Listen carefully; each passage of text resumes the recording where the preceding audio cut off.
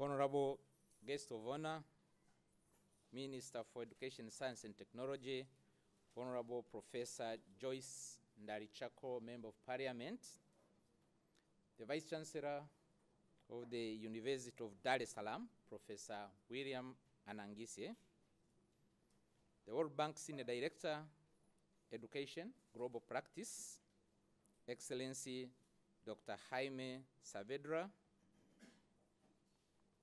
the World Bank Country Director for Tanzania, Burundi, Malawi, and I guess Somalia, Madam Bella Bird, Dr. Gail Martin, World Bank Program Leader, World Bank Practice Manager, Education, Eastern and Southern Africa, Dr. Sajita Bashir, representatives of development partners, community service organizations, and other stakeholders here in present, Vice Chancellor, Aru University, Professor Liwa, the Deputy Vice Chancellor, Research, Professor Cuthbert Kimambo, our discussants, Mr. Aidan Eyakuze, Dr. Vincent Reyaro, and Dr. Braxton Kanukisia, senior staff from the World Bank, members of academic staff and students, invited guests, ladies and gentlemen, good morning. I would like to welcome you to this great place called the Council Chamber for the joint launch between the World Bank and the University of Dar es Salaam of the report called Facing Forward Schooling and Learning in Africa. It's not me to invite you officially to the University of Dar es Salaam, because that will be done by the chief of this place. And therefore, without much ado, I take this opportunity now to welcome Professor William Anangisye, the Vice Chancellor, for the formal welcome of this event.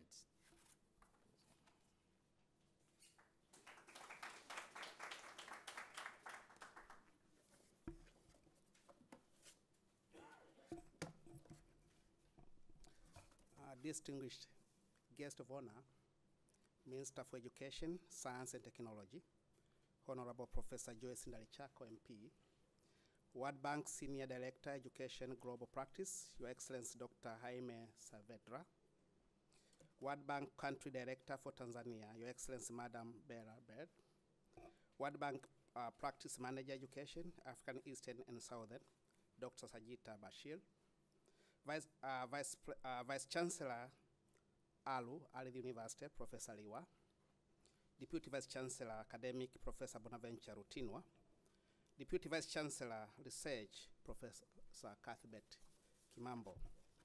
Our discussants, Mr. Aidan Eyakuze, Dr. Vincent Reyaro, and Dr. Braxton Kanukisia, senior staff from the World Bank Tanzania office, members of the academic staff and the students, invited guests, ladies and gentlemen, good morning. It is my great pleasure and honor to welcome our guest of honor, who is also our Minister for Education, Science and Technology, Honorable Professor Joyce Ndalichako, MP. I'm also equally honored to host our distinguished guests from the World Bank, Excellencies Dr. Jaime Saavedra and Madame Bella Bird, and the entire delegation. We thank you and all other guests for setting aside your time and traveling from very far and near to attend this important event at the University of Dar es Salaam.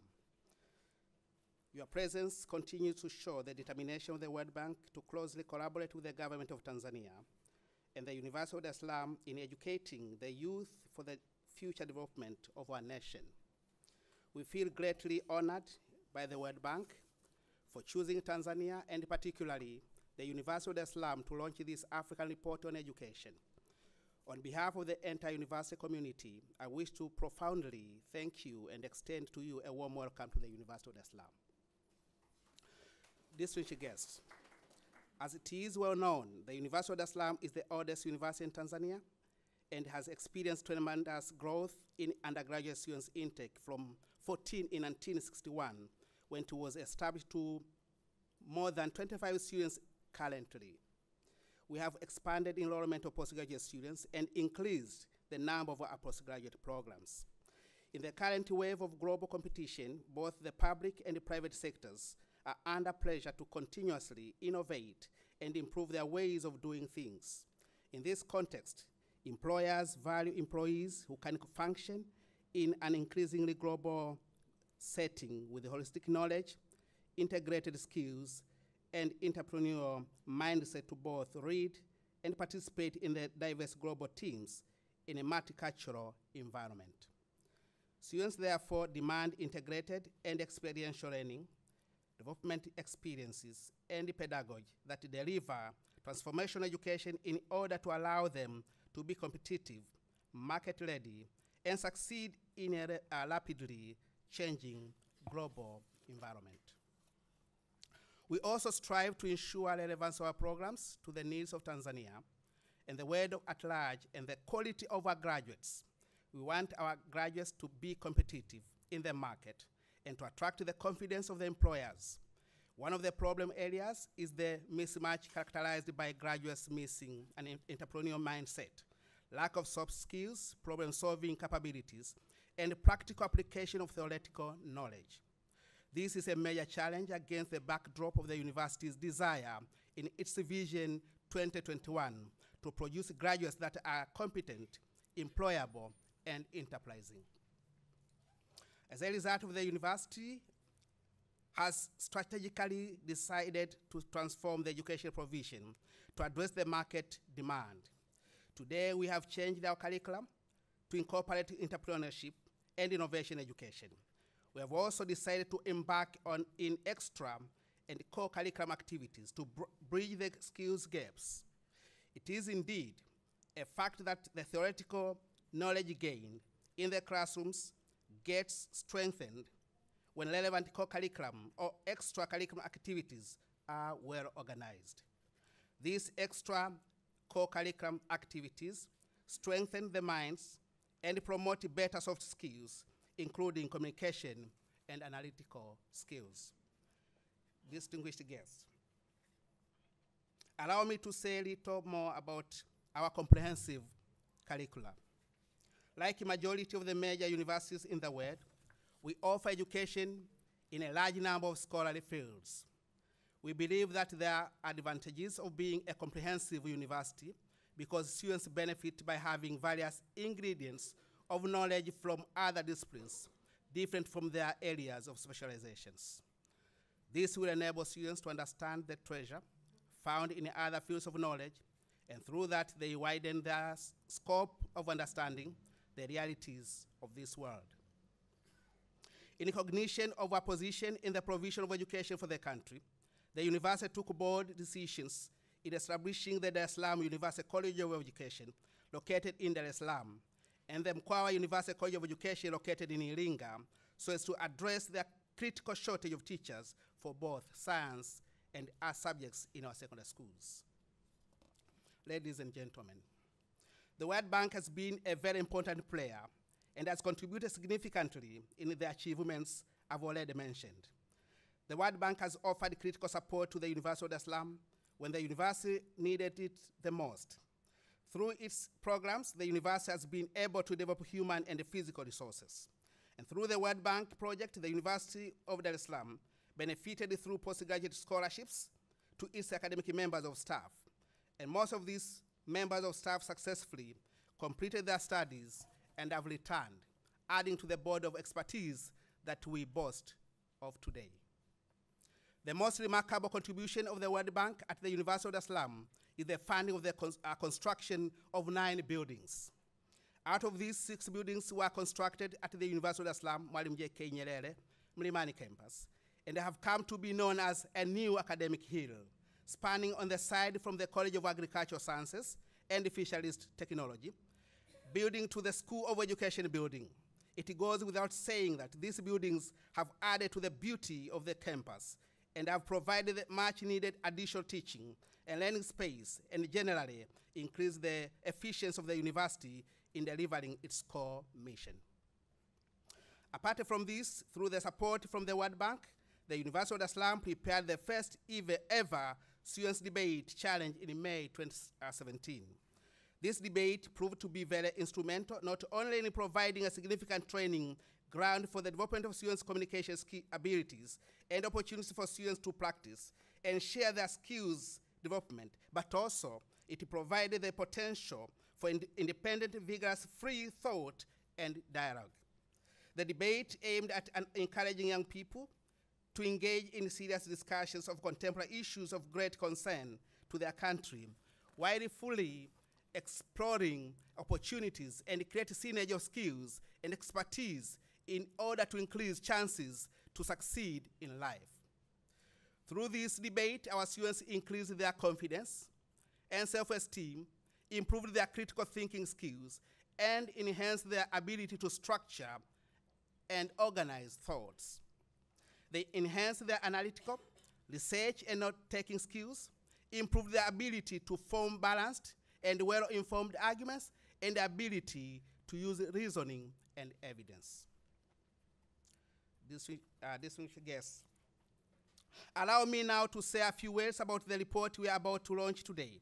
Let me take this opportunity to congratulate the World Bank and the editorial team for conceiving the idea of this study that has culminated in the report we are about to launch, titled Facing Forward, Schooling with Learning in Africa. The findings of this report will form a basis of analysis, especially with our experts in education, the School of Education, and the faculties of education in our two constituent colleges, Mkoa University College of Education and the Assam University College of Education. It is also of critical interest to researchers in other fields such as development and policy analysis. It is the first of its kind, providing a rare comparative analysis of education of sub-Saharan African countries, analyzing trajectories, missions, and visions, challenges, and the way forward. We hope that the findings will contribute to the efforts undertaken by various countries in Africa, including Tanzania, in improving education. Over time, the debate has centered on issues of relevance, access, financing, and gender. Distinguished guests, let me conclude by my welcoming remarks by reiterating our profound gratitude to the World Bank for once again deciding to honor the University of Dar es Salaam. On behalf of the university management and the entire community, I want to assure the World Bank team of our full support and commitment to its mission. We hope that the World Bank will continue to work with the University of Dar es Salaam in ensuring the strengthening of its ability to serve the Tanzanian community and transform our society from poverty to prosperity. Thank you for listening. Karibuni sana Chuo Kikuu cha Dar es Salaam. Karibuni sana Tanzania.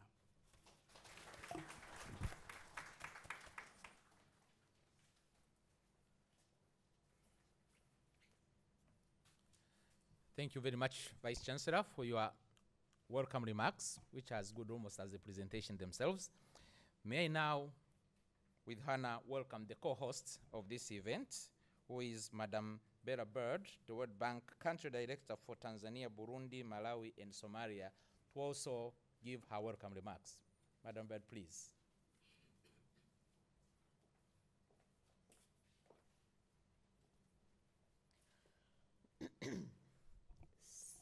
Good morning. Habari za asubuhi. So, Honorable Minister of Education, Science and Technology, Professor Joyce Ndalichako, our host, Vice Chancellor of the University of Dar es Salaam, Professor William Anangsie. I'm not very good at pronouncing your name yet. It's the first time we met today, so some learning I have to do today. Deputy Permanent Secretary of Science for Science and Higher Education, Professor James Mdoe, government officials, development partners, civil society and private sector organizations, faculty, students, ladies and gentlemen, members of the press. It's my absolute pleasure to participate in this global launch, and remember it's a global launch, not just a Tanzania launch, of the Facing Forward Schooling for Africa today, Schooling for Learning in Africa Today. Now, this is a comprehensive analysis done by the World Bank of the prospects for countries in sub-Saharan Africa to achieve good quality basic education for all. And this is a book in which Tanzania is featured. Let me first thank our colleagues at the University of Dar es Salaam for co-hosting this important event, together with Dr. Jaime Saavedra, my honorable colleague, the World Bank Senior Director of the Education Global Practice, in honor of his visit to Tanzania. And it's worth noting that Jaime not just covers Africa, but he covers the whole world. So we're really delighted to have our global director here on education.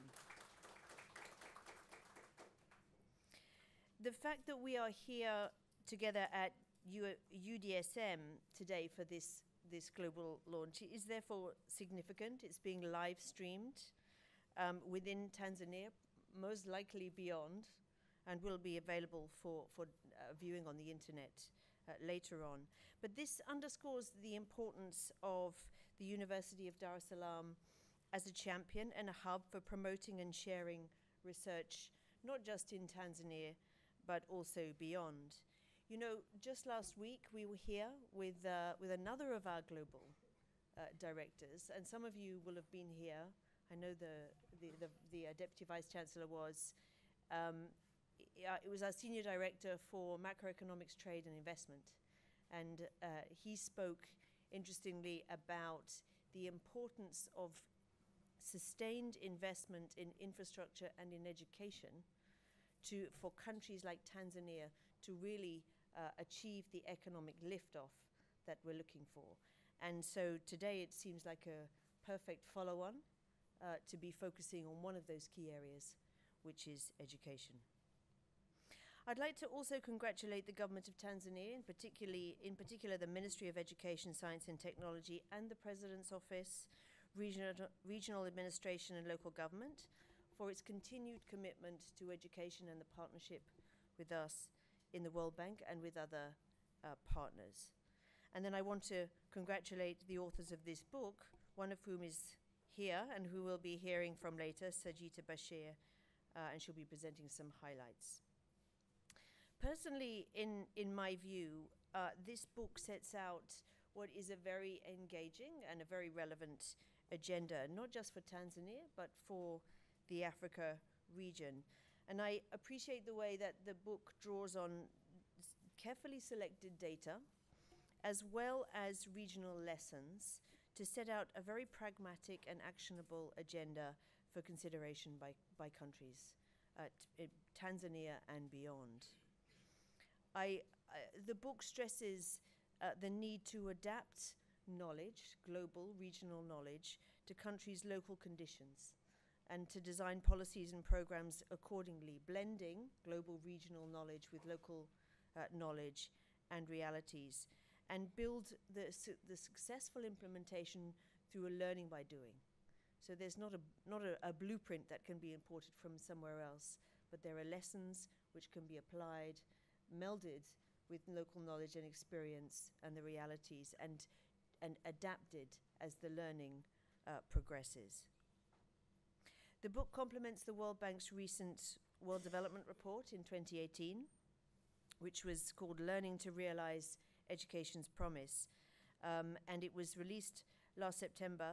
It argued that without learning, education will fail to deliver on its promise to eliminate poverty and create shared opportunity for all.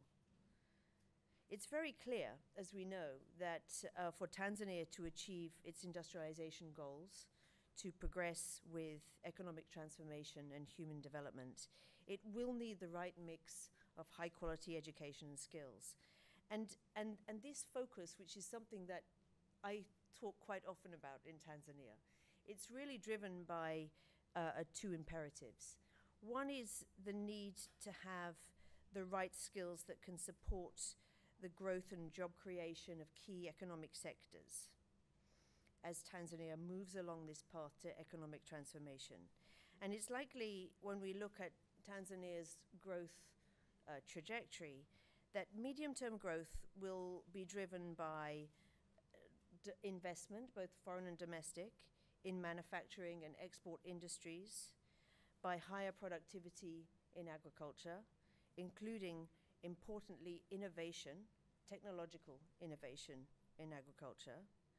Expansion of electricity, ports and transportation will play a key role in future growth, as well as the development of the service sector, of tourism, and financial services, and other areas of services. And actually, I was having a discussion last week when our other senior director was here, and the emerging importance of services and the critical, as a critical part of the growth in the economy is something that needs further study.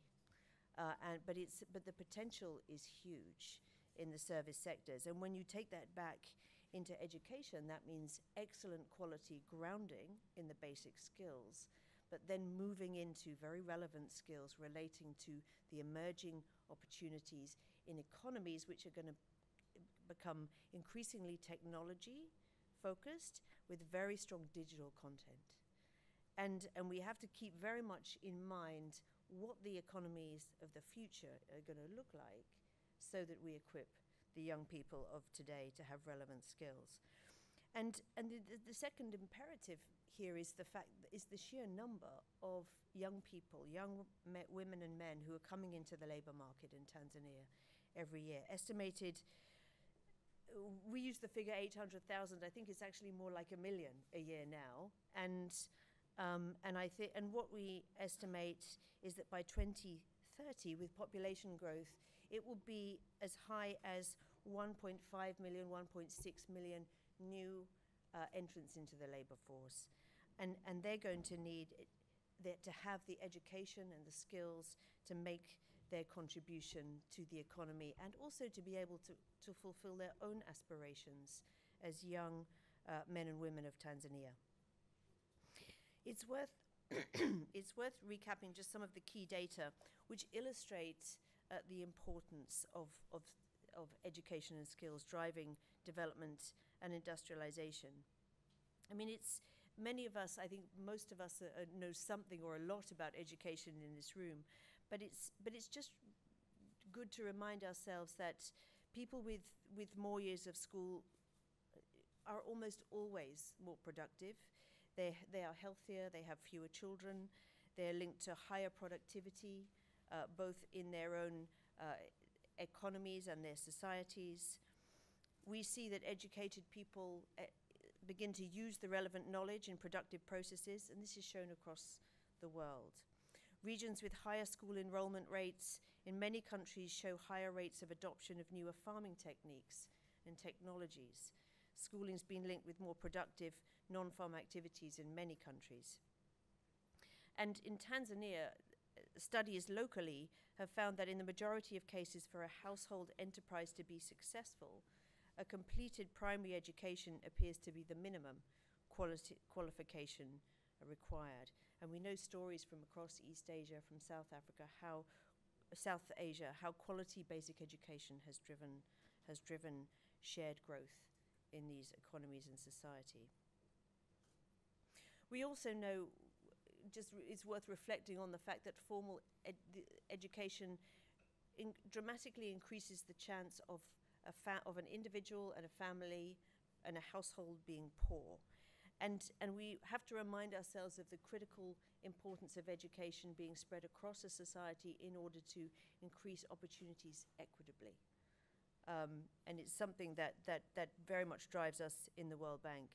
We also need to remember, though, the research that points out to us the very strong link between a mother's education and a child's health and education. And we know from detailed work across the world, including in Tanzania, that more educated women are likely to seek prenatal care during pregnancy and therefore have a higher chance of a successful outcome to pregnancy, use bed nets for their children, have them immunized as well. And children's school enrollment increases with the level of a mother's education. So for children of mothers who've never attended school, we'd expect to see between 60 and 70% of their children enrolled by age 9 to 11. For mothers who've done at least 6 years of education, of school, this goes up to almost 90%. So you see the impact of education on women, on mothers, on female adolescents has significant benefits, not just for the current generation, but for the generations of the future. I'm delighted that our friends from Tawaweza are here, Aidan, and I know you've been doing some work on this issue, and we look forward to hearing a bit later in the session this morning. We need to reflect on some of the progress that's been made in Tanzania. We know that the number of children enrolled in primary school has gone from 4.2 million in 1999 to 9.3 million in 2017, and that's a huge increase and a massive achievement. And we've seen at the same time that steady progress has been made in increasing lower secondary enrollment from 1.4 million in 2009 to up to 1.8 million in 2017. But despite that, there are still around 2 million mostly rural children who are not in school, and there have been some important steps forward in the quality of education, but still a lot more progress is needed on the quality side, and many of those who are attending school are still not coming out with the level of skills and ability that they need. So I just wanted to touch briefly on the skills challenge, and I've spoken with you fairly recently, Minister, about this in Tanzania, but I thought it was just worth touching on this, that as Tanzania becomes an industrialized country, the issue of skills outside of schools are so critical, building on the basics of a high quality education. And when you look at some of the data in Tanzania, you realize the importance of a consistent investment in this area, particularly when you look at productivity figures in the workforce, where Tanzania is still catching up with neighbors.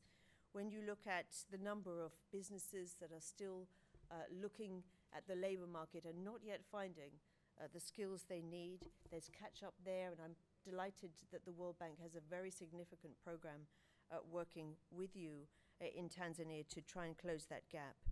And we also see that as Tanzania thinks about middle income status in 2025, the gap right now between the skills, the higher level and the middle level skills that are required for an average middle income country, Tanzania still has a gap. And we've talked about that before, and we're happy to share more data on that, but I think it's worth re-emphasizing to make the point of the continued investment in this area.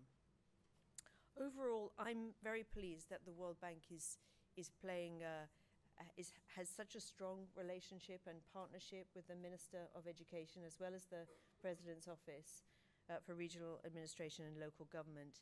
And we've seen our program in education grown from being just a focus on basic education 3 years ago, to including secondary education, which is currently under development, higher education. We're coming back to UDSM after the closure of the previous project around 3 years ago, as well as in skills development, as well as in early years development. And another day we'll talk about the early years and the first 1,000 days and how foundational that is for a child's life and how relevant that is for Tanzania.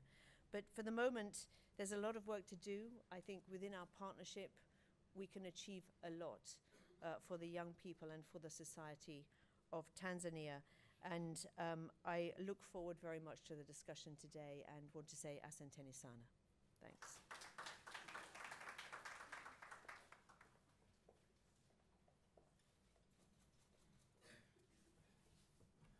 Thank you very much, Madam Bird, co-host. Again, this was equally enriching and thought-provoking. We are now through with the opening part of this session. We are now moving into the presentations.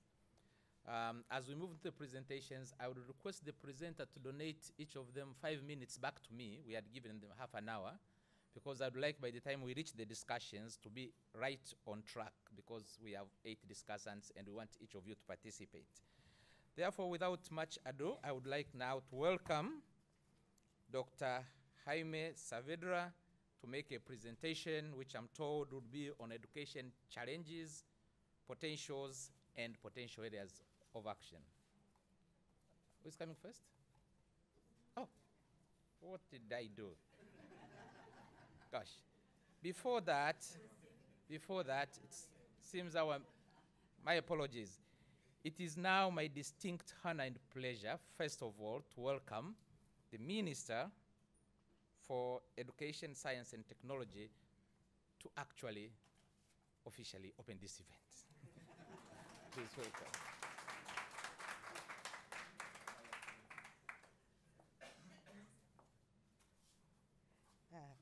Thank you very much.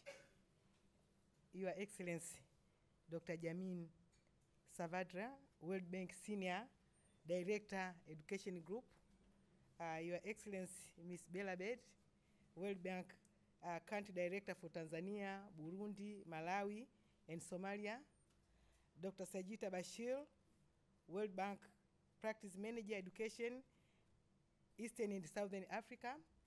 Professor William Anangisye, Vice Chancellor of the University of Dar es Salaam, Deputy Vice Chancellors, Senior Government Officials, World Bank staff present here, professors and members of academia, students, distinguished ladies and gentlemen, good morning. Distinguished delegates, it's my great pleasure to join you in this important event of launching the book, Facing Forward, Schooling for Learning in Africa, which was prepared by World Bank staff with a lot of citing from African region, including Tanzania. Thanks again to the World Bank team for this piece of work, as it contributes to the knowledge in education reform for Tanzania and Africa in general. Before speaking anything about today's event, I would like to acknowledge the generous support which the World Bank has been extending to Tanzania. In 2015, as Bella Bedi has just said, we completed the Science, Technology, and Higher Education project, which was closed with satisfactory results. And this project supported 398 PhD students, construction of learning infrastructure for 8 universities. We have heard from the Vice Chancellor. He explained what the University of Dar es Salaam benefited, and also the project provided teaching and learning facilities to higher learning institutions. Another big project was $150 million US, for the current exchange rate is about 340 billion Tanzanian shillings, focused on improving secondary education, and this was formerly known as the SEDPU, Secondary Education Development Program. This was concluded in 2016. The conclusion date was 2015 December, but we extended and we concluded in 2016. And this project supported the construction of infrastructure to 792 secondary schools, and also support of in-service training for 12,726 science and language teachers. And also the project covered the component of strengthening education management information system. And this is just to mention a few. There are other components which were supported through this project. Distinguished delegates, currently the World Bank is financing 2 results-based projects, famously known as P4R, with a total financing of US dollar 322 million. And this is divided into 2 major components. 202 million is for education program for the results, known as EP4R, and 120 million US dollar is for education and skills for productive jobs. Dr. Bella Bedi has explained about the skill gap that we are facing, and this project is trying to address the skill gap to ensure that we have the right kind of skill mix in the country. The projects are implemented in a manner that aims at incentivizing the government to focus on the key priorities of the education sector. And the overall performance of these projects is good. In fact, the EP for HARA has been an exemplary project in the country. And it is being cited, even other sectors are trying to emulate what is being done in the EP for HARA. So we thank you very much for the support. Distinguished delegates, I'm pleased that in the book that we are launching today, Improving Learning Outcomes in the Basic Education, while expanding access and completion is the key focus. The same has been the focus of Tanzania and Sub-Saharan Africa in general. Some questions that we are trying to answer around this area include, how can we implement universal basic education without compromising quality of education? And currently, Tanzania has subscribed to the Sustainable Development Goals, and we are committed to providing basic education up to secondary level by 2030. So the question is, how can we achieve this without compromising the quality of education? How can we ensure effective management of teachers? Because sometimes learning is not happening in school simply because we fail to properly manage teachers so that they can ensure that learning is taking place. So how are we going to address this challenge? How can we use technology to improve teaching and learning? We all know the power of technology in learning, and as the country, how can we use technology to improve teaching and learning outcomes of our children? How can we improve teaching and learning environment in school settings? I am glad that all these questions were clearly answered in the book that we are launching today with comparisons between countries. So if the issue is context, then you can see a country which has a similar context, how they are addressing the issue. So I'm encouraging everyone in the room to ensure that you get a copy of this book and learn it, because I know you are all education stakeholders, so that together we can use the knowledge which is contained in that book to make sure that we improve education in our country, in Sub-Saharan Africa, and ensure that schooling means learning for our children. Distinguished delegates, in the recently released World Bank Development Report named Learning to Realize Education Promise, the bank tried to show the world community that schooling is not the same as learning. The report cited evidence from Kenya, Tanzania, and Uganda, showing that some grade 3 teachers were unable to comprehend what they are reading, and also in India, they showed that just under 3/4 of grade 3 students could not solve a 2-digit subtraction question. And you can see this is a very basic skill, I mean, for a standard 3 pupil. This is just some few examples cited from the World Development Report, which show that policymakers around the world needed to think and apply proper approach in reversing this trend.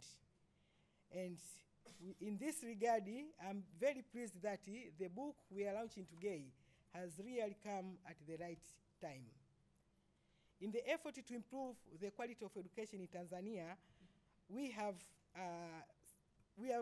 done a lot, and we are continuing to do quite a lot.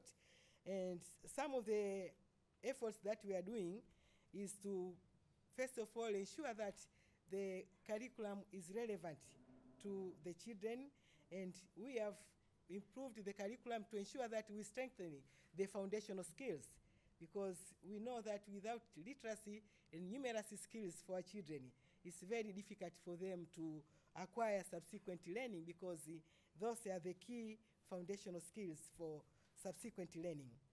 Also, we have increased emphasis on the in-service training of teachers, while continuing to strengthen pre-service training across the board for all the programs. And I'm sure people are seeing various efforts that are being taken by the ministry in collaboration with the institutions which are mandated to oversee quality of institution in the country. We are trying to do quite a lot to ensure that the education that is being provided in the country is relevant and is addressing the needs of the country currently.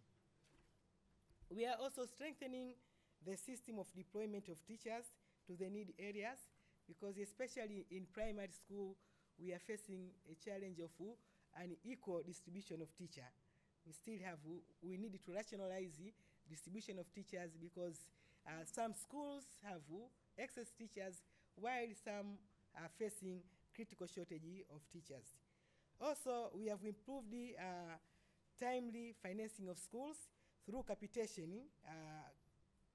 Capitation grant now is directly disbursed to school on monthly basis, unlike the past where we are sending on quarterly basis, and sometimes even that timing quarterly basis was not followed properly. But nowadays, every month, without delay, the fund is disbursed to school.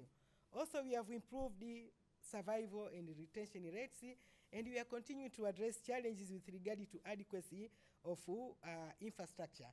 And we are quite doing a lot in this regard, and thanks to EP4R program, because you are all witness that our schools, especially the old schools, are being refurbished, and the learning environment is becoming attractive and friendly to the students.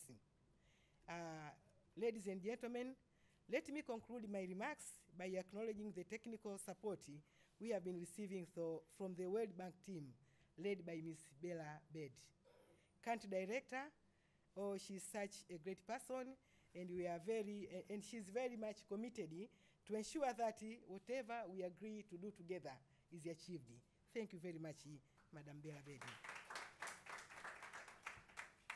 We are also very grateful to education specialists, led by Kuangalia Mbele and Nkahiga Kaboko.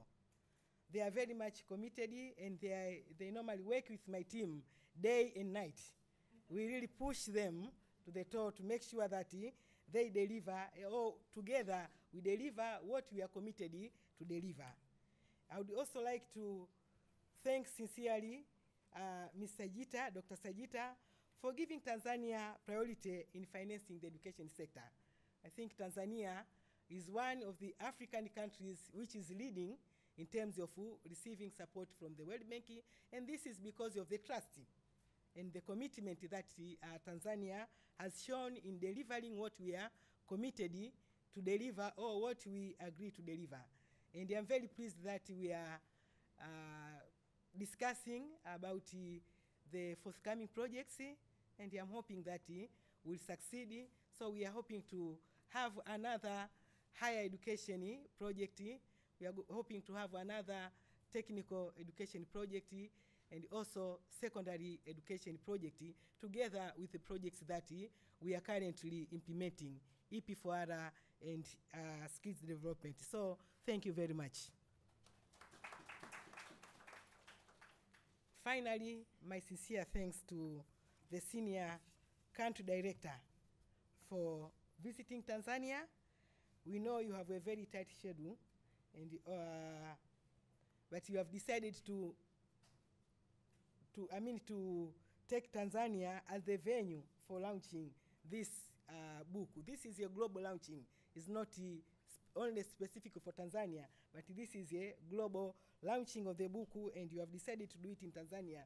We really appreciate it, and we are hoping that you'll come again. This is not just the first time, but we'll be very pleased to welcome you in the near future. Thank you very much. And with this remarks, it's my great pleasure to announce that the launching of the book, Looking Forward, Schooling for Learning in Africa, is officially open. Thank you very much. Maybe for the benefit of Tanzanians, who most of them may not be able to understand what I've said in English, I'll just give just the highlight of what I've said in Kiswahili, just because of media. Kwanza napenda kuchukua nafasi hii kushukuru kwa kuweza kuungana katika tukio hili la leo, ambapo tunazindua kitabu ambacho kimeandikwa kwa lugha ya Kiingereza, lakini Kiswahili chake tunaweza kusema kwamba kutazama mbele, na shule zetu ziwe ni mahali pa kujifunza. Labda hiyo ndio tafsiri ambayo sio rasmi, lakini ndio maudhui ya kitabu. Na lengo la kitabu hiki ni kusisitiza kwamba wanafunzi wanapokuwa shuleni waweze kupata yale maarifa yanayokusudiwa, kwa sababu kutokana na tafiti mbalimbali ambazo nimezitolea mifano, ambazo zimekuwa zipo katika hata kitabu ambacho kitabu cha maendeleo cha dunia, ambacho kinaonyesha kwamba baadhi ya wanafunzi wanaweza hata wakamaliza shule ya msingi au wakapanda madarasa, lakini wakawa bado hawajamudu zile stadi za muhimu ambazo zinakusudiwa kufanyika. Kwa hiyo kitabu hiki kimeandikwa na timu ya watu wa World Bank, na kimetoa mifano ya nchi mbalimbali ikiwa ni pamoja na Tanzania. Na upande wetu sisi Tanzania tuna bahati kwamba uzinduzi wa kitabu hiki ambao unafanyika ni uzinduzi wa dunia nzima, lakini World Bank wamechagua nchi yetu ya Tanzania kuwa ndio sehemu ya kufanya uzinduzi. Kwa hiyo tunashukuru sana kwa heshima ambayo World Bank wameipatia nchi yetu, na World Bank wamekuwa wakifanya vizuri sana, kazi vizuri na serikali ya Tanzania, na kutokana na imani kubwa ambayo wamekuwa na serikali yetu, sasa hivi tuna miradi ambayo tunafanya nayo ambayo ina thamani kama ya milioni 322 dola za Kitanzania, dola za Kimarekani, ambazo ni sawa na shilingi kama bilioni takriban 700 kwa exchange rate ya sasa hivi, ambazo zinasaidia katika mradi wa kulipa kulingana na matokeo ambao wengi wanaujua kama EP4R, ambao mnaona hata hizi shule zetu kongwe tunazifanyia ukarabati, tunajenga majengo mengi kupunguza msongamano shuleni, lakini pia tunafanya kutoa motisha kwenye halmashauri mbalimbali ambazo zinasaidia kufanya usawazishaji wa ikama ya walimu ili kupunguza mrundikano kwenye sehemu ambazo zina walimu wingi. Yote hiyo tunafanya kwa kushirikiana na World Bank. Na vile vile tuna mradi ambao unalenga katika kuimarisha ujuzi, na huu una thamani ya milioni 120, ambao lengo lake ni kuhakikisha kwamba tunaongeza idadi ya vijana ambao wanapata ujuzi katika fani mbalimbali, na tumetoa kipaumbele katika sekta 6 ambazo tunaona ni muhimu katika kuchochea maendeleo, ambazo ni pamoja na utalii, kilimo, masuala ya ICT, masuala ya miundombinu na masuala ya nishati. Kwa hiyo kwa ujumla tumekuwa na ushirikiano mzuri, na hata sasa hivi tuko katika kuangalia namna ya kuanzisha mradi mwingine ambao utasaidia katika sekta ya elimu ya juu, kwa sababu tunafahamu kwamba serikali imekuwa ikifanya kazi kubwa sana kuimarisha elimu ya sekondari, lakini hawa wanafunzi wanapomaliza sekondari ni kwa muda mrefu hakujawa na upanuzi mkubwa wa miundombinu katika vyuo vikuu vya umma. Kwa hiyo kupitia huu mradi tunategemea kufanya kuongeza nafasi katika vyuo vikuu vya umma, lakini pia kuviboresha. Kwa hiyo kwa Kiingereza tutasema kwamba ni expansion and modernization of higher education in Tanzania, kwamba kuongeza nafasi zaidi, lakini pia kuboresha vyuo vyetu vikuu, kwa sababu hata katika maabara tulizonazo kuna vifaa vingine ni vya kizamani. Tunataka kama ni kwenye masuala ya uhandisi, basi tuwe na teknolojia ya kisasa ambayo inaendana na hali halisi ya sasa. Kwa hiyo kitabu ambacho tunakizindua leo kinazungumzia ni namna gani ambavyo tunaweza tukaimarisha wanafunzi wakajifunza kwa ufanisi zaidi. Na kupitia kitabu hiki ninaamini kwamba Watanzania tutajifunza kwamba tufanye nini zaidi, kwa sababu tayari kuna mambo mengi ambayo Tanzania inayafanya kuhakikisha kwamba wanafunzi wetu wanajifunza kwa ufanisi. Na haya mambo ni pamoja na kupitia mitaala yetu, kuhakikisha kwamba mitaala inaendana na hali halisi ya sasa. Lakini pia tumeimarisha stadi za kujifunza kusoma, kuandika na kuhesabu, kwa sababu hizo ndio stadi za msingi ambazo zinamwezesha mwanafunzi kuweza kujifunza mambo ya mbele. Lakini pia tumeweka kipaumbele katika mafunzo ya walimu kazini, lakini pia tunaimarisha mafunzo katika ngazi yote, mafunzo ya walimu na mafunzo ya wataalamu katika fani zote, ili wanapotoka wahakikishe kwamba wameiva na wanaweza kulitumikia taifa vizuri katika nyanja ambazo wanajifunza. Na ndio maana ameona kwamba vyombo vyetu, Tume ya Vyuo Vikuu Tanzania pamoja na NACTE, wamekuwa wakifanya ukaguzi kuangalia programu ambazo hazikidhi vigezo na kuchukua hatua stahiki kuhakikisha kwamba tunakwenda vizuri. Lakini kama serikali tumeboresha sana mfumo wa kupeleka fedha, utaratibu wa elimu bila malipo. Fedha zinakwenda shuleni kila mwezi kwa wakati, hakuna ucheleweshaji tangu utaratibu umeanza kutekelezwa Januari 2016. Lakini pia kupitia mpango wa elimu bila malipo, kwa kiasi kikubwa nchi yetu imeweza kuongeza kile kiwango cha wanafunzi kuhudhuria na kuendelea kukaa shuleni. Bado kuna changamoto za miundombinu, lakini serikali inafanya kazi kubwa sana kukabiliana na msongamano na ongezeko kubwa la wanafunzi, hasa baada ya kuweka elimu bila malipo. Kwa hiyo ndugu zangu, kwa kifupi, hayo ndio mambo ambayo nimeyasema. Nashukuru sana.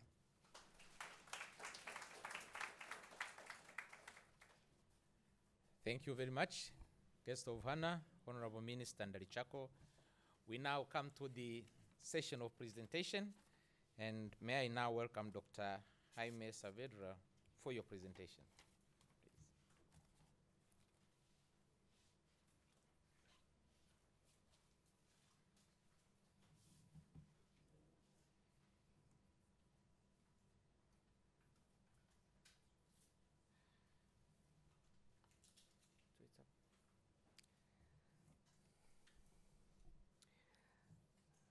Habari ya asubuhi. Jambo Tanzania. Asante kunikaribisha Tanzania. That's all my Kiswahili. So, Honorable Professor Joyce Ndalichako, Minister of Education, Science and Technology, Professor William Anagisie, Vice Chancellor of the University of Dar es Salaam, and thank you very much for hosting us. Ms. Bella Bird, my colleague here at the World Bank, and ladies and gentlemen, thank you very much for welcoming me here in Dar es Salaam. I will try to briefly give you an overview of the global challenges that we have in education in the world, which is something very difficult to do in 25 minutes. Then my colleague Sajida Bashir will do a deep dive on the challenges that we have in sub-Saharan Africa. So I will just give you a sense of what is that we see as the main challenges that we globally face, and some of the lines of action, right, that we will need to follow in order to overcome these challenges.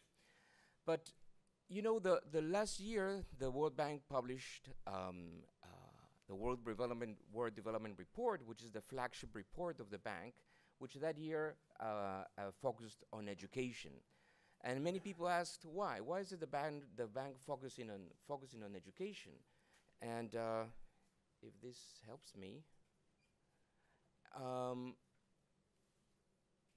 don't know. So it's, I'm sorry that this is not working that well.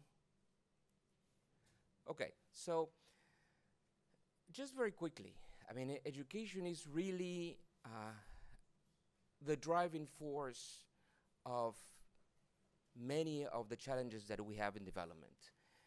Education is critical for families in order to be able to make a living and reduce poverty. It's critical for employability and wages and be able to increase welfare. It's critical for productivity and economic growth and competitiveness of the country. It's critical for improving health and resilience of families. It's critical for civic participation and for social cohesion. And so it's difficult to not underscore the importance of education, both as a critical factor for families and as a critical factor for countries. And it's not an issue that is a challenge for the Minister of Education, but it's an issue for the whole country. Right? When we look at the executive, it's not a problem, it's not a challenge for the Minister of Education, but the Minister of Finance or the Minister of Development of any country should be as worried as the Minister of Education in order to see what's happening with our investments in education, because that will define the competitiveness of the country. So we just care about growth and competitiveness. I'm extremely worried about education. So if I care about the welfare of citizens, I'm really worried about education. So this really affects all of us. So what's happening with education in the world? And let me give you a couple of numbers, 43% and 53%. What are those two numbers? The world has made, and the same applies to many African countries and applies to Tanzania, great strides in terms of putting kids in school. So much more students young people are studying today than what happened 10, 20, or 30 years ago. So there has been a massive improvement in that sense in terms of schooling. But the main question is schooling equal to learning? Are all students who are sitting in an institution, are they really learning or not? So we have in many countries, not in all countries, but in many countries, we have learning assessments. We have measurement tools that allow us to see what's happening with math, reading comprehension, with science learning in the schools. So we take an average of all those countries for which we have data. And if we take a ballpark figure, we will see that only 44% of the kids in primary education, right, have the basic mathematic competencies that they should have for their age. And only 53% are reading and writing at the level that we expect for a primary educated child. So that's a problem. Basically, we would be saying that half of the students who are sitting in the classroom are not really learning. So we do have a problem with that. But within the world, we have many worlds. And if you see that graph, if I'm a Minister of Education in an Eastern European country, I do have a problem because about 20% of the students are not having the basic math proficiency levels. If I'm a Latin American country, if I'm in my country, in Peru, between 50 and 60% of students are not having the level of math that they should. And if we are in a sub-Saharan country, right, the problem is even larger. It's an overwhelming problem, actually, in Africa. So we do have a global problem. That's why we sometimes use the word crisis. We do have a learning crisis globally. But then when we look at the different regions of the world, the problem is in many cases much larger. So how does this impact then the achievements that we have seen in education? So in many countries, the number of years of schooling have improved dramatically. But one thing that we are doing is adjusting, in order to have a better understanding of what's happening with education, is adjusting those years by learning. So it's not the same to have 8 years of education, or in that case would be about 11 years of education, say, in Singapore, where each one of those 11 years really translates to learning, each one of those years of schooling, than to have years of schooling in South Africa. Because when we adjust those years of schooling in South Africa for how much learning you're getting in each one of those years, then the quality adjusted years of schooling are much lower. So what we see in that picture is that when we adjust for learning, in a way of saying we adjust for quality, right, achievements are much lower than what we think. Now, so I'm saying that we have a quality problem. We have a learning problem. But we need to also take into account that globally, it is not that the quantity challenge has been solved. We cannot say, all kids are in school. We only have a quality problem. We only have a learning problem. No, that's not the case. Unfortunately, 263 million children that are in primary or secondary school age are not in school yet.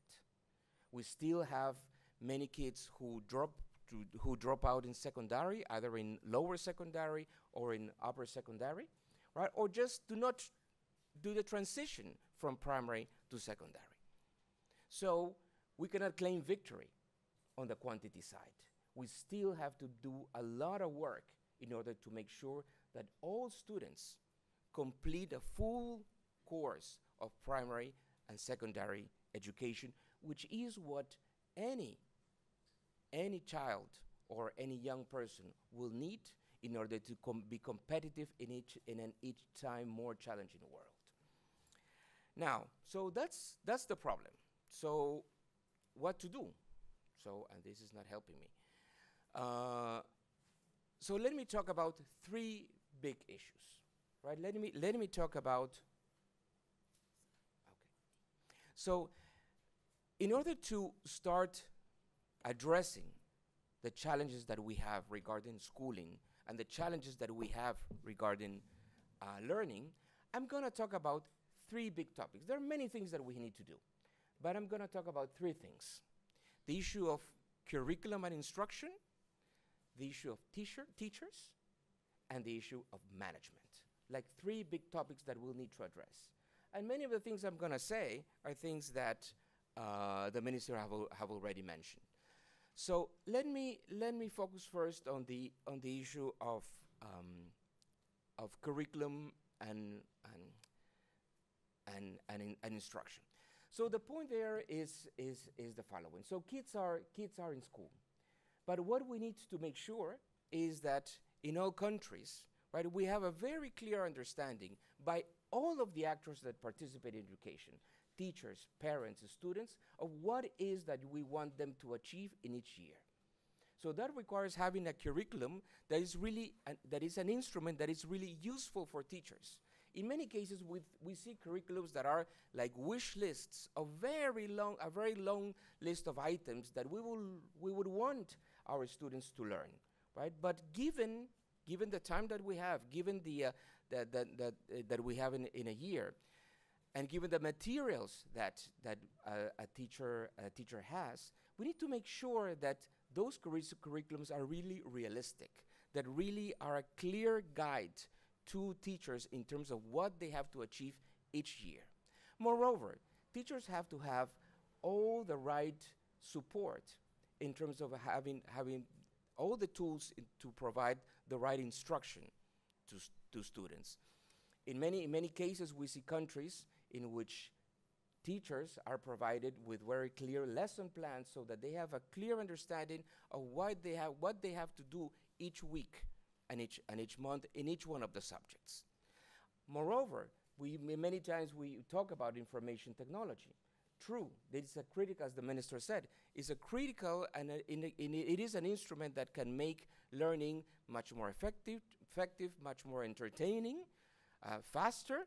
But actually, that any technological tool has to be really integrated with what the curriculum says. And that technological tool has to be done in a way that teachers, right, can embrace that tool in order to use it effectively. And third, we need to know exactly what we expect, right? That's what a good curriculum would do. We need to have the right tools that will support the teacher. That could be lesson plans, that could be coaches, but we also need to know if things are happening. We need to be able to assess if learning is happening. And as I saw in the, as you saw in the previous figures that I presented, for many countries we do have learning assessments, but we calculate that about in a third of the countries we just don't know anything. We just don't know how much learning is happening in the classroom. So it's critical for all countries not only to participate in international assessments, that's useful, that's important, but much more important are the national assessments. National assessments that I'm not talking about exams that allow you to pass from one grade to the other or from one level of education to the other. No, I'm talking about learning assessments that can be a very useful tool for schools, right, and for governments and for local authorities to know, in order to know if there is progress or not. Now, the other critical factor is teachers. There are many things that one has to do in order to improve the quality of education.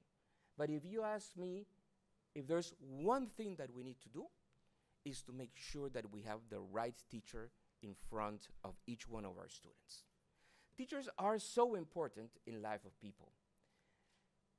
I can ask anyone in this audience, even if you were in school 10 or 20 or 30 years ago, and you will remember the name of that teacher who said something that changed your life. Everyone here in this room will remember the name of that teacher. And will also remember the name of that teacher who was not so good and gave you a hard time for good or bad reasons.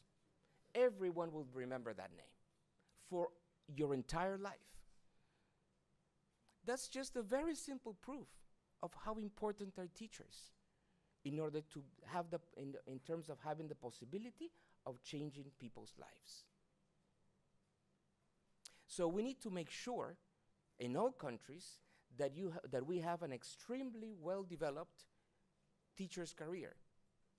When I was Minister of Education in Peru and I was hiring my Director General for teacher's career, I told him, look,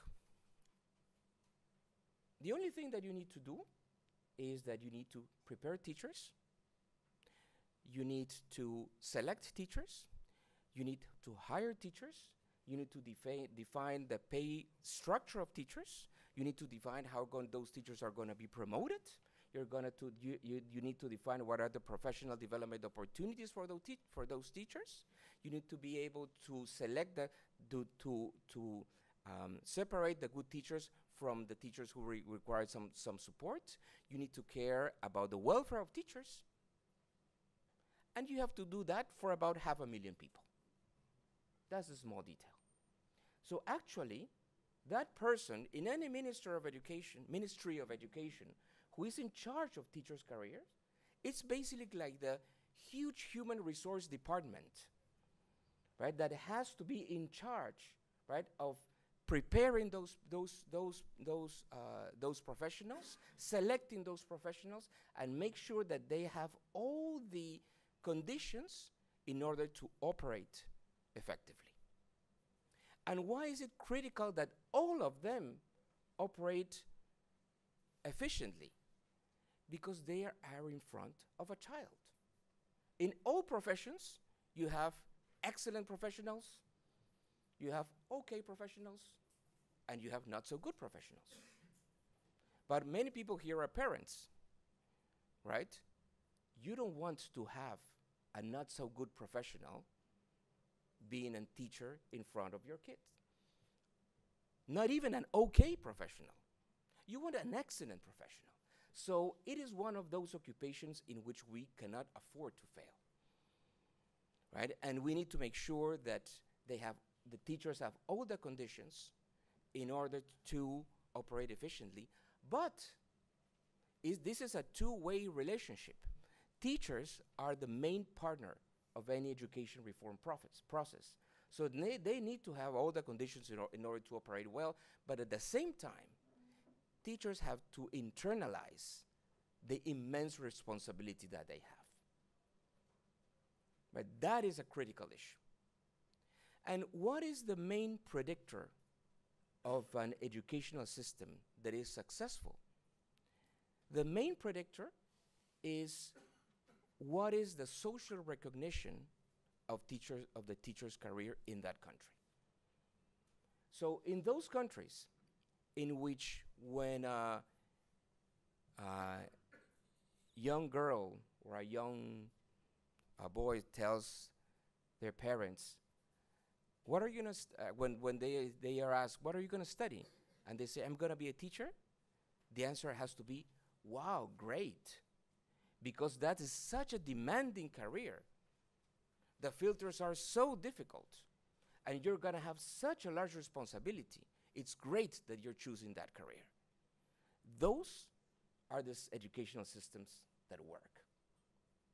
So that is the main element, in my view, in terms of what we need to do in order to improve the quality of an educational system. And another point that I wanted to make is the issue of management. This would sounds like a very dry issue, but it is actually a critical one. Because sometimes we do not recognize how difficult it is to manage a school. In many educational systems in the world that we see, the person who is in charge of managing a school is usually a teacher who has lots of years in the job. So it's usually a kind of a glorified classroom teacher. And that should not be the case, because the principal or headmaster is someone who has to manage and lead a very difficult institution. The school, in the school, he or she has to manage 1,000 students, their parents, say 100 teachers. And sometimes I tell my friends who are not in education, look, you cannot handle your 2 kids, right? Now you need to handle 1,000. And their families, and the expectations of the community. So that's what the principal has to do. And actually, when you look at a school and you compare different schools, what makes a difference in terms of the spirit of the school, or how much teachers are motivated, what's the attitude of students, it all depends on that headmaster or that principal. I've had the luxury of visiting many schools, before in my own country and later in different countries in the world. And it's very clear, right, when you go and visit a school, how different the school is in terms of the attitude and motivation of both teachers and students, depending on the principal, depending on the headmaster, right? And obviously, infrastructure matters, all the physical inputs matter, having computers matter. Yes, all those things matter. But what matters most is the spirit that exists in that school. And that spirit depends a lot on the principal. So a key requirement for a successful education system is that principals or headmasters are recruited in a meritocratic way and are selected among those people who have some of those characteristics, and also that they are trained and supported on issues related to management and leadership. Because remember that a principal has to be the pedagogical leader of the school. The principal has to manage the group of teachers and be able to provide them orientation, right, and support the teachers. At the same time, he has to deal with all the bureaucracy, which is not nice, but that's a fact of life, right? All the financial issues and administrative issues of managing an institution. So all that is responsibility of principals. So that's why it's so important to select them properly and give them the appropriate support. But there's another level of management that is critical. I've just mentioned the micro level, right? The management of the institution, the issue of management at the point of service. But there's another level of management, which is the whole education system.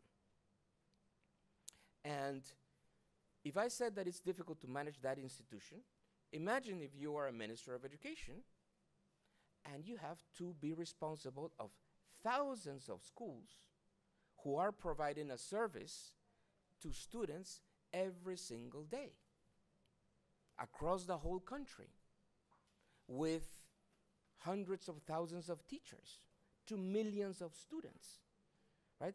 That's the whole system that has to be managed.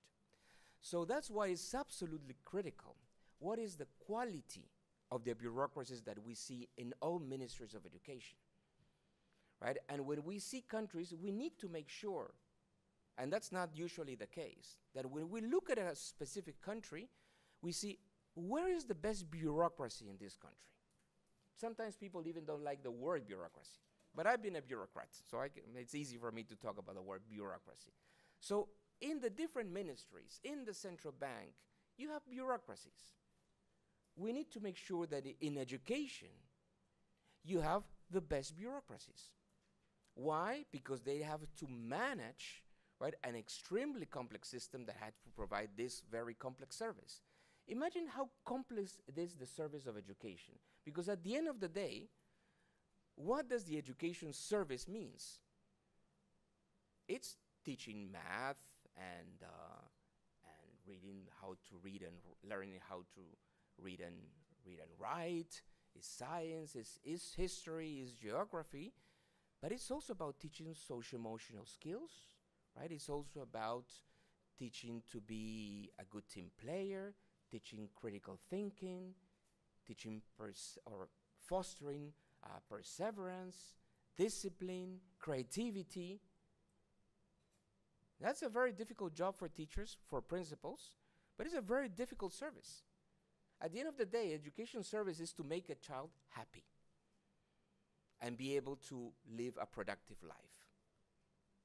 It is a very difficult service. So hence, you need the right teacher, you need the right principal, and you need the right bureaucracies, right, in order to be able to manage such a difficult service. Let me mention just three specific issues of the challenges that we have globally on education. Are very three different topics that I don't want to leave outside. One is the challenge that we have on early childhood education. Worldwide, if we look at 3 to 6 years old, right, and depending on the country, it will be what the country requires in terms of early childhood education. Could be at year 3, at year 4, at year 5. But if we look at those children, about half of them are accessing formal childhood education. Only half. So we have a long way to go. But the key point is that when we expand early childhood education, we cannot make the mistake that we have done in basic education. What's the mistake that we have done in basic education is that there has been expansion globally, but at the expense of quality. That's why schooling is not exactly the same as learning, as we said at the beginning. Well, now that we have the challenge of expanding early childhood education, we need to make sure that we do that with quality. The other issue I wanted to mention, and very quickly, is that we do have globally a huge challenge on adult education. Because remember the numbers that I mentioned at the beginning, right? About half of the students are not learning even if they are in school. But that's today. So that's the flow problem. Those are the kids who are studying today and will be entering the labor market in the coming years. But then let's think of 5 years ago, 10 years ago, 20 years ago. Many of those students had exactly the same challenge. They were in school and they were not learning, but they already entered the labor force. So there are people who are 25-year-olds, 35-year-olds, 40-year-olds who pass already through education and didn't learn enough. So we do have a huge challenge in on adult education, and the figure that we have is that almost 1 billion working age adults are not literate. And that's a global challenge that we'll need to face. And finally, are we ready for the fourth industrial revolution?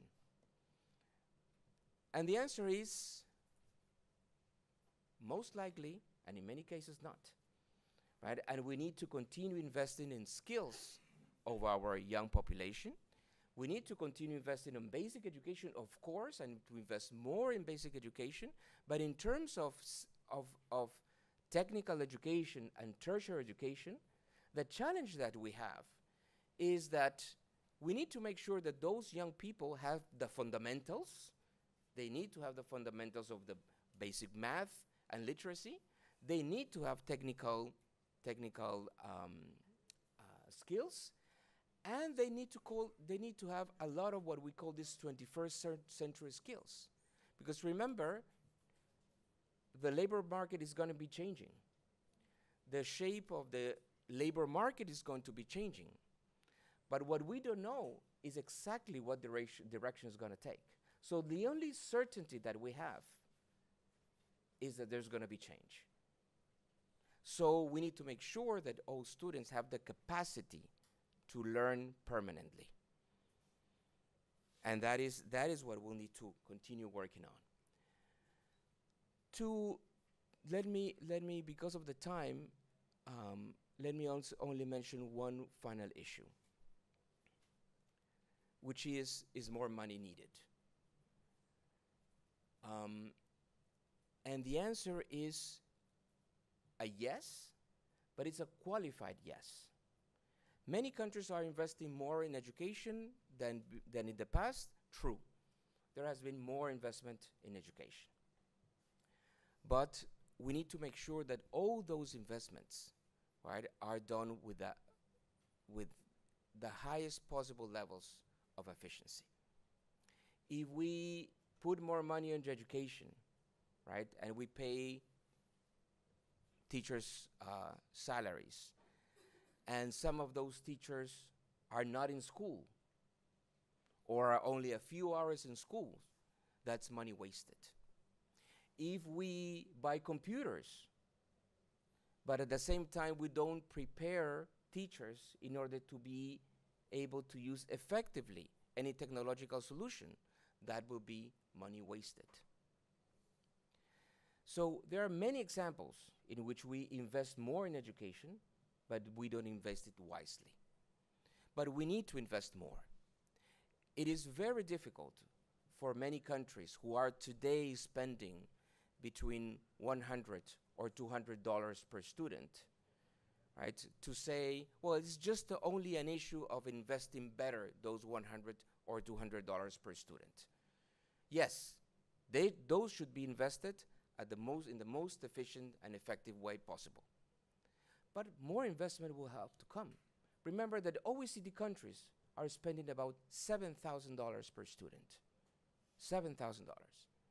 Right, so we cannot say, look, we're very smart, and we can do it with 200. So that will mean that all OECD countries are a bunch of idiots, right? They're spending $7,000, what they could be spending 200 or 300. No, that's not the case.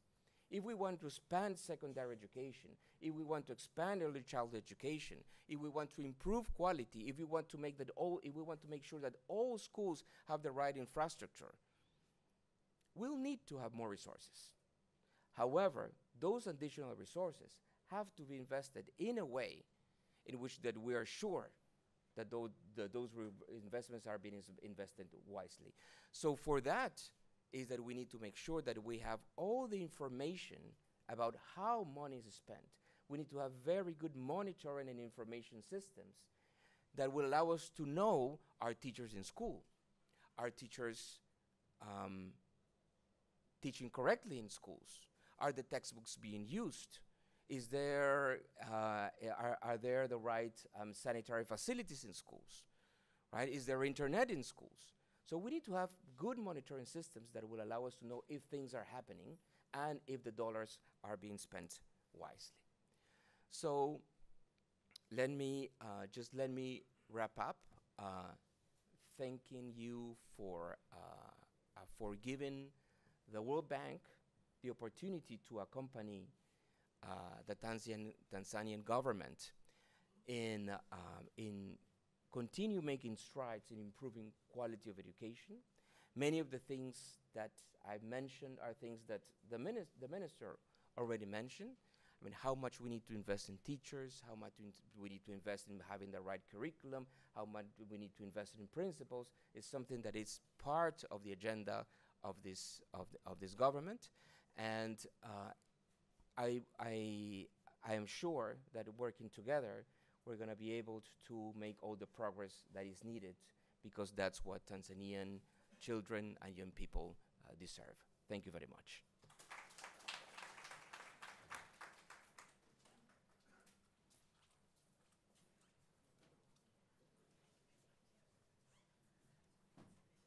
Thank you very much, Dr. Saavedra, for a very detailed and informative presentations. I'm already the participants. I'm sure they'll be noting what they are going to raise during the discussion. Now it's time to face forward. So without much ado, I would like to invite Dr. Sajita Bashir to make the presentation, please.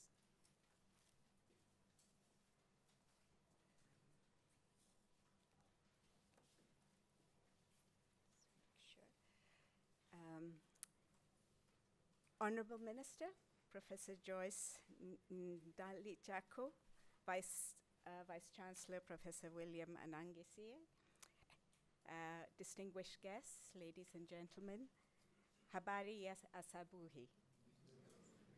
So, can I turn on the press? So, Kuangalia Mbele, that's facing forward, I think. And that is the statement from President Kwame Nkrumah several decades ago when he was asked whether does Ghana face east or west. He says, we face neither east nor west, we face forward. And we took this title to capture two things. One is that we do need to face forward. We have done a lot and we need to improve learning. As Dr. Saavedra said, we need to move forward with the learning agenda. But we also took it because we wanted to say that we shouldn't be learning just from east or west or north or south. We need to be learning from each other in Africa, because there are some good examples here. We need to learn above all from our own experiences in each country. So that's why our book is called Facing Forward. And the little booklet you have is actually just the overview.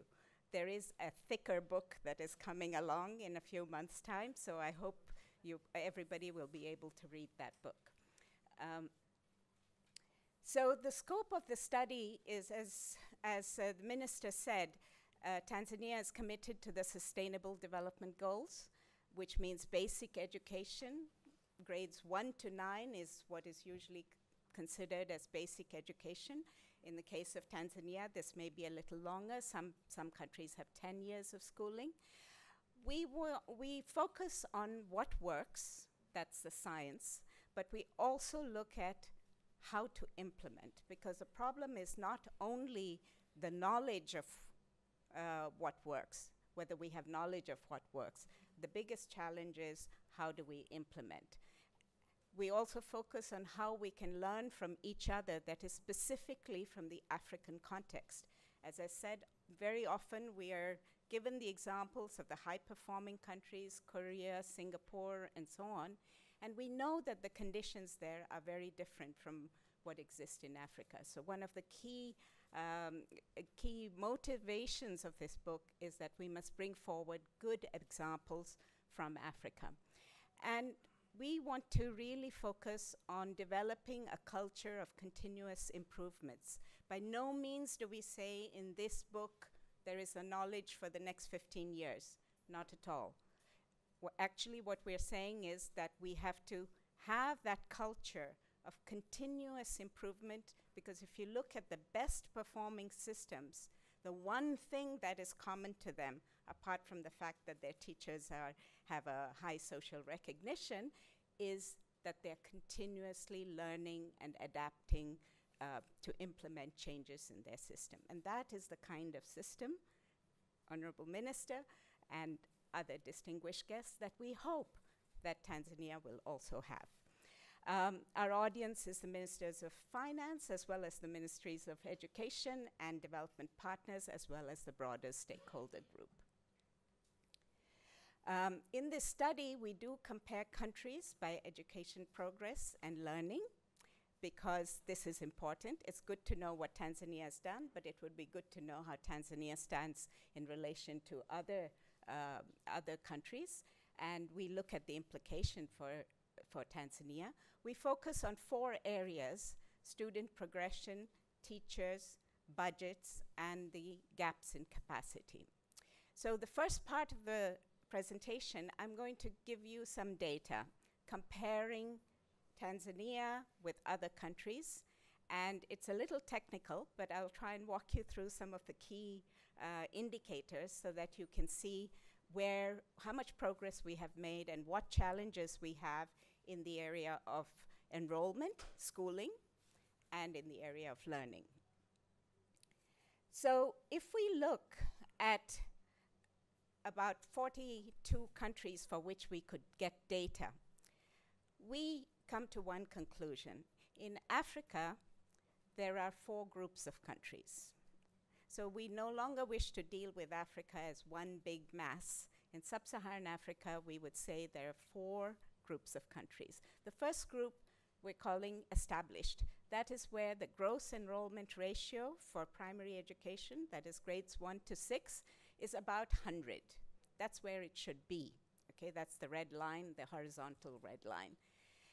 The second and third groups are countries where you see most of them are way above 100.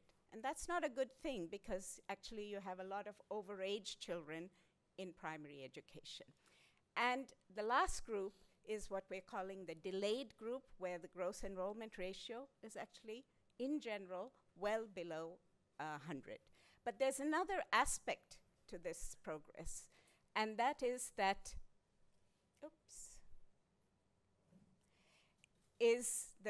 is the question of how many children are out of school. And you see that the number of children who are out of school in what we're calling Group 1 countries is relatively low. That is, they have managed to get the children into school, and there's still a few that are out of school, but by and large, they have good coverage. You see on the right-hand side, the Group 4, that the proportion of out-of-school children is very high. That is why they're delayed. And in between are the Group 2 and Group 3, and as you see in the Group 3, you have a significant number of children who are out of school. Tanzania is in Group 2. I was actually a little surprised to see that Tanzania was in Group 2, because you have had a policy of free primary education for quite some time. But this means that you have about, quite a lot of children in school. The gross enrollment ratio is about 100% or so, a lot of overage children, but you still have a significant number that are out of school. Now, where do these countries fall? And you see quite a distinct geographical pattern. The Group 1 countries are all in Southern Africa mostly, and then Kenya and Ghana, a few island nations like Mauritius, Seychelles, and so on. The Group 4 countries, the red color countries, are all under the Sahel, as you see. Mostly Francophone, but mostly that group of countries. And the Group 2 and Group 3, you see them scattered all over Africa. So you see a distinct pattern emerging in Africa of some countries, some groups of countries moving ahead, and the others falling even far behind. Okay. If you look at lower secondary education, and this we are calling, in order to be able to compare countries, we had to use a standard definition, and we have used lower secondary education to mean grades 7 to 9. That doesn't always correspond with your own cycles, but this is the only way we could make it comparable. You see again that the Group 1 countries have, by and large, they have a high level of coverage of lower secondary education. Group 2 is a little higher, the others are much lower. Tanzania is actually very low in this, in lower secondary education. And that is one of the reasons that you now have a free secondary education policy. Again, I was very surprised by this, but then when I looked at the data, I see that Uganda announced free primary education in 2007, Kenya announced it in 2008, and many of the other countries have done it about a decade ago. But you look at Uganda, even though they announced it in 2007, their coverage is actually still very low. So it's not only the policy that matters, it's what is implemented. And Tanzania has a lot of catching up to do on the lower secondary education agenda to be close to Group 1. The point here is that the access agenda is not over. We cannot say that we are done in sub-Saharan Africa with just with ensuring that everybody has access to school. That is not the case, and especially not the case in lower secondary education. So while we have to improve learning, we have to also be able to provide space for all these young people. It has increased as we show in these arrows, it has increased substantially, but it is still low. This is lower secondary education. Now, let's turn to learning. And just to kind of fix things a little bit, because I'll be talking a bit about assessments, by the end of grade 2, children should be able to read correctly about 45 to 60 words per minute. Okay. So if you were to go to a school and you were to test kids, you should be able to find whether kids have really learned anything in reading. Okay. By the end of grade 4, they should be able to read a text, a simple paragraph, and be able to answer questions on that. And we also know that there's a wide gap between children of poor backgrounds and children of rich backgrounds. In the US, for instance, we find that children of rich backgrounds, they enter school with about 20,000 words as their vocabulary. Poor children enter with about 5,000 words of vocabulary. So what the point of that is that in Tanzania, the poor children will have much lower level, much lower verbal ability than the richer kids. And therefore, schooling should actually compensate for that lack of knowledge amongst the kids. So the children who are coming from disadvantaged backgrounds are starting from a much lower, lower kind of level. So the next slide is going to show a way in which we have tried to see whether children are meeting the minimum proficiency level on different tests. And just to explain that a little bit, the tests we have are of all different kinds, okay? And some are for grade 2, some are for grade 4, some are for grade 8, and it's hard to put them all together on one measure. It's as if for a child, some people had measured the height, some had measured the weight, some had measured the circumference of the arm, and then how do you put it all together? So what we've tried to say is that we will find out from each of those measures what is the minimum proficiency that a child should have. And our expectation is that at least 75% of the kids should reach that minimum proficiency. So the next slide shows across about 25 or 30 tests how many children reach the minimum proficiency.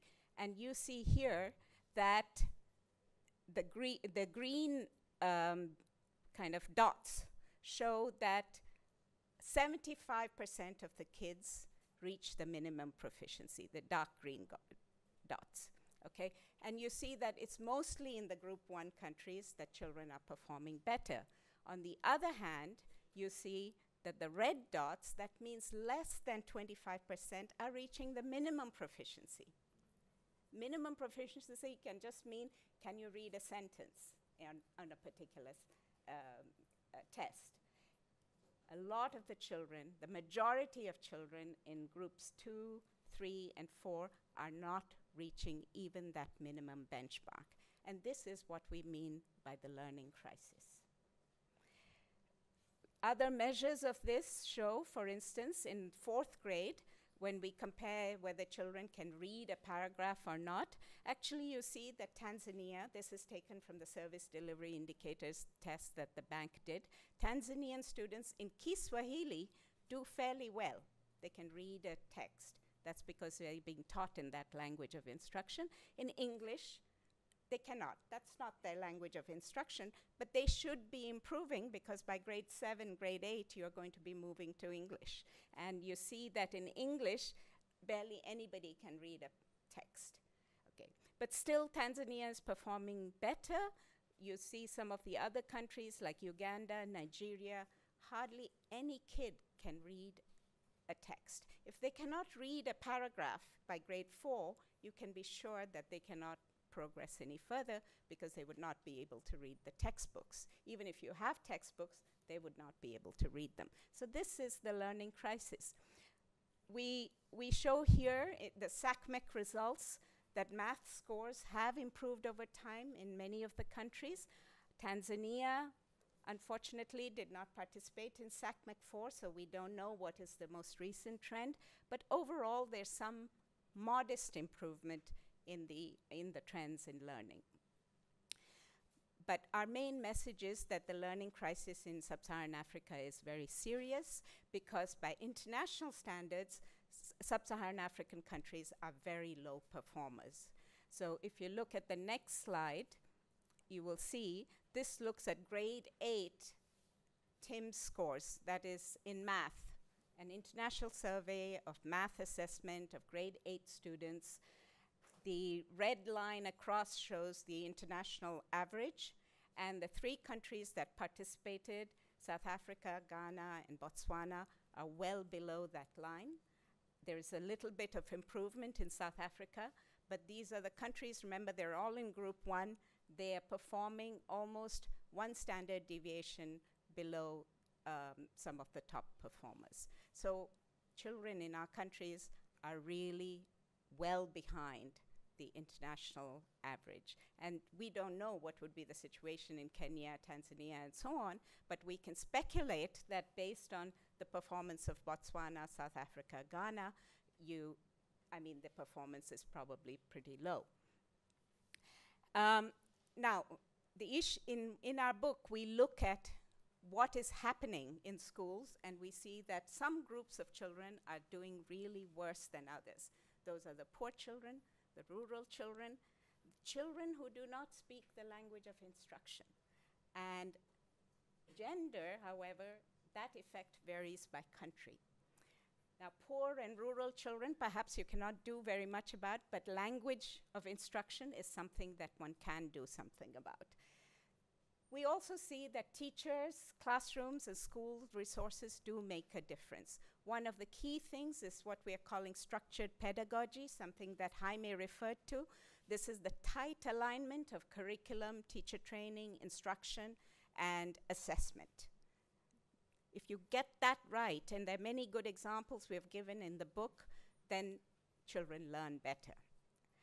The teacher content knowledge is important. Instructional time is important. In many countries, kids get just 2 hours of instruction. How much will they learn in 2 hours? So if you increase instructional time, you're going to get better learning. And infrastructure, classroom, and school pedagogical resources also matter. This is a slide which shows the difference in learning between those who speak the language of instruction and those who do not. This uses PASEC scores, and you see the wide gap between those who speak the language of instruction and those who do not. Of course, in Tanzania, you have one language of instruction, which is good. It's helpful for the kids, but it is important to note that at least in grade 1 and grade 2, children are coming in with different languages, and they need to start being able to understand Kiswahili. So we deal with 4 issues here: student progression, teacher management and support, using the budget, and closing the capacity gap. And you will notice that the minister said similar things, and so did Jaime. The difference is perhaps that we have some data on Africa which could be useful. So one of the first things is the question of student progression, and we identify 3 issues. The early grade traffic jam. There is a big traffic jam in the early grades, and I'll explain that. There's the problem of the bottleneck to lower secondary education, and there's the problem that we have demand-side constraints to lower secondary education. So what is this traffic jam? There's one problem: the kids are just stuck in the early grades. They just come into grade 1, attend a little bit, go away, come back, perhaps go on to grade 2. That's why when you go to many African countries, you'll see about 150 kids in grade 1, or 100 kids in grade 1. And then by the time you get to grade 5, grade 6, that number has dropped to about 30 or 40. So it's just that the children are just repeating. Even if there's no formal repetition policy, there is an informal repetition policy. This leads to accentuating the problem of learning environments. You have huge class sizes, so then the children don't learn. And then they repeat again, and this becomes a vicious cycle. And above all, there's usually a problem of the language of instruction. Children encounter this big mountain of skills that they have to learn, and they can't learn. They can't learn in a class size of 100 or 120. They cannot learn if they're listening to a language that they cannot understand.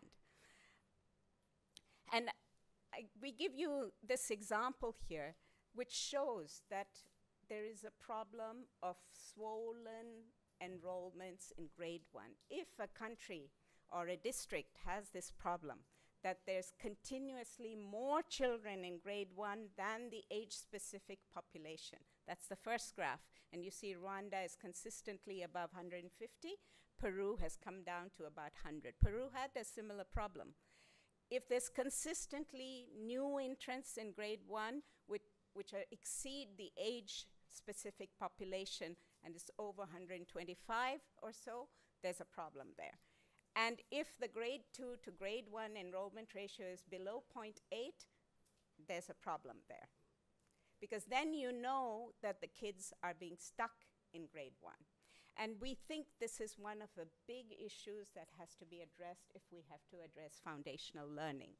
And we compute an index of this, and we see that all the countries that are on the left, the red countries, this is the composite index of the 3 indicators I showed you. Most of them are sub-Saharan Africa. Tanzania, it seems, does not face that problem at the national level. But I think that now that you announced free basic education, you probably saw a surge in kids coming into grade 1. This is what has happened in many countries. And most likely, you will see this problem for the next few years if we don't fix it. So this has to be addressed.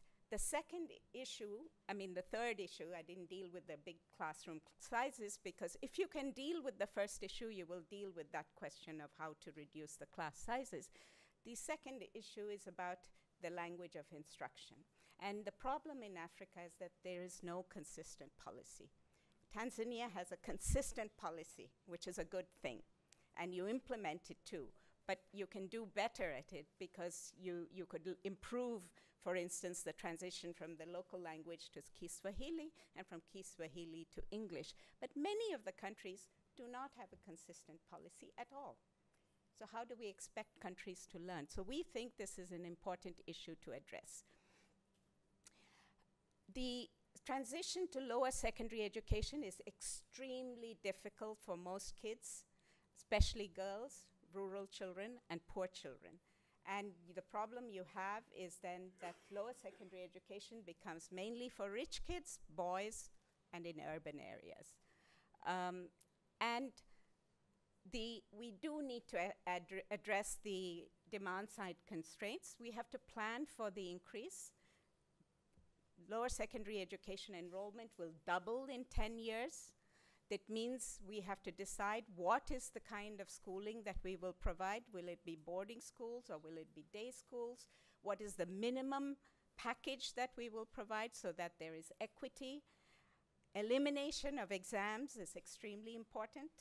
perhaps the end of Standard 7 exam is not an appropriate thing because that restricts kids from entering into the higher grades, and I know you're considering or you have already abolished that and replaced it with an assessment.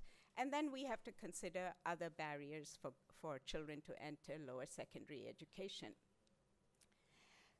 On teachers, Jaime has already dealt a lot with that, so I'm not going to go into detail because we have a shortage of time. But we identify 5 areas: improving the professional knowledge and competence, strengthening the leadership of school heads and others, improving teacher deployment and teacher presence in schools, ensuring all schools have minimum learning conditions, and strengthening accountability and incentives.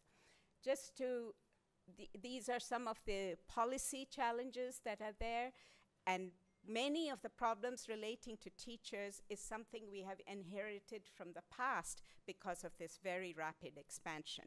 So teachers are of low quality, they've had different kinds of training, their knowledge level is low, the knowledge of pedagogical methods is low, we're not able to provide good teacher support, and so on.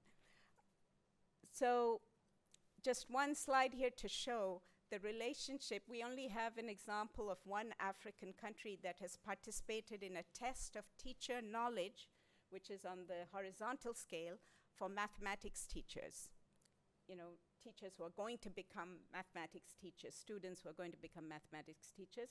And on the vertical vertical axis is the score of students of grade 8, their math scores. And you see how strongly correlated they are. Botswana is the only country that participated in both, and you see it's low on both, right? Both on teacher knowledge and on student performance.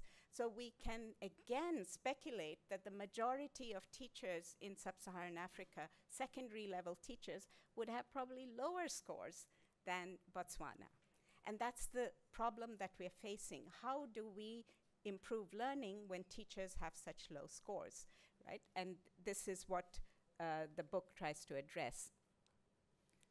So on minimum learning conditions, Jaime also talked about minimum learning conditions, and this is important for motivating teachers. It's sometimes as important as incentives and so on. Of course, you have to pay salaries. If you don't pay salaries, I don't think teachers will be very happy.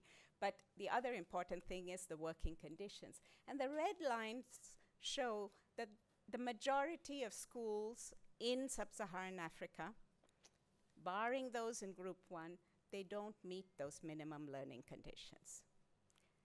And so this is very important. We emphasize the need to have a minimum learning package for every school, for the kids, but also in order to ensure that teachers are performing well.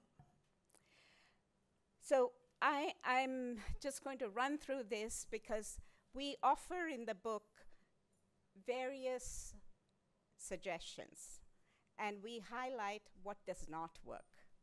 So sometimes we think training is required, but the important thing is what kind of training. And we find that the pre-service training is not very effective. The one-off in-service training is not very effective. What we need to move to is to have the initial teacher education much more organized around practical teaching rather than theory, and there has to be recurrent support to the teachers and headmasters, from the headmaster and from others. Otherwise, you don't improve teaching in the classroom. And we also deal with the strengthening managerial and instructional leadership, about improving teacher deployment. Many times that happens is that there's a rule for deploying teachers, and afterwards everything changes because the teachers and the others get together with the district officers and they try to exercise influence. So we're very happy in Tanzania that the minister and under the EP4R, they have succeeded in trying to rationalize this deployment within districts, which we find is as problematic as the deployment across districts. Now, on the question of improving the budget to improve quality. as Jaime said, is more money required? Definitely in sub-Saharan Africa, more money is required. But we also need to say that if we get more money, where are we going to spend it? And we identify that we have to spend the resources on what would improve learning, on reducing the disparities in standards of provision, and in improving the efficiency of public spending, and we need to do projections going forward. So education spending as percentage of GDP, countries are making a lot of effort, especially in Group 1. But also, you see in Tanzania, it's not bad. You have improved also. It's not as good as in the Group 1 countries, but it has improved. Now, countries are making a lot of effort in relation to their income levels and their national budget, but the per pupil spending is about $200 in primary education, about $400 in secondary education. Just by comparison, South Africa, which is a Group 1 country, spends about $2,000. You can say that South Africa is spending as much as other middle-income countries, but not achieving as much in learning, right? Because we saw that they were not performing as well. But $200, $400 is not enough for quality education. Definitely that needs to rise. Where will that money come from? One of the important things we identify is that aid is not going to be that important. It will be domestic revenue mobilization. And how you spend the money is very critical. The capacity to execute the budget is extremely low, and so we are saying that we notice, and you may find that in Tanzania, that the budget is about 95% on salaries. You don't budget for textbooks, school grants, and so on. SSA countries depend on donors. The rates of execution of the non-salary expenditures are very low, and there's very little predictability of funding. So all this is not an issue just for the Ministry of Education. This is an issue for the Ministry of Finance. But ministries of education do need to build their capacity to monitor the budget, to prepare the budget, to execute the budget, and to see if things are working. Okay. So we are really suggesting that about 20% of the budget should be allocated to non-salary expenditures. Okay? We are also advocating reduce the standards of, reduce the disparities between schools in terms of what each school gets. Typically in sub-Saharan Africa, if you're a poor community, you get a worse school. And that should not be the case. If you're a poor community, you should actually get a better school because you have to compensate for the disadvantage. But at least you should get the same service provision. And we need to improve the efficiency of public spending. If we're getting more money for non-salaries, we need to be able to execute that well. And an important thing is if we already know that secondary education is going to double, then we need to do the budget projections. We need to argue our case with the ministries of finance, and we need to secure that funding. So this is a very important task if we are going to meet the Sustainable Development Goals. I'm coming to an end. Finally, we deal with the question of the capacity gaps in the ministries of education. And we're saying that knowledge of what to do and financial resources is not enough. The challenge is really implementation. And you need to build specific capacities for that. Some of the big capacity gaps we have noticed: the inability to collect, to analyze, and use data. We show data in the report looking at what the UNESCO collects from all the countries. A lot of sub-Saharan African countries cannot supply even basic data. Technical skills. You need skills for curriculum, materials development, teacher training, planning. We don't have them. We need to have institutions that have these technical skills. One cannot depend all the time on foreign consultants or international consultants. There's the capacity to coordinate all these institutions and people, and the capacity to negotiate with politicians, with local governments, with parents, with unions, and so on.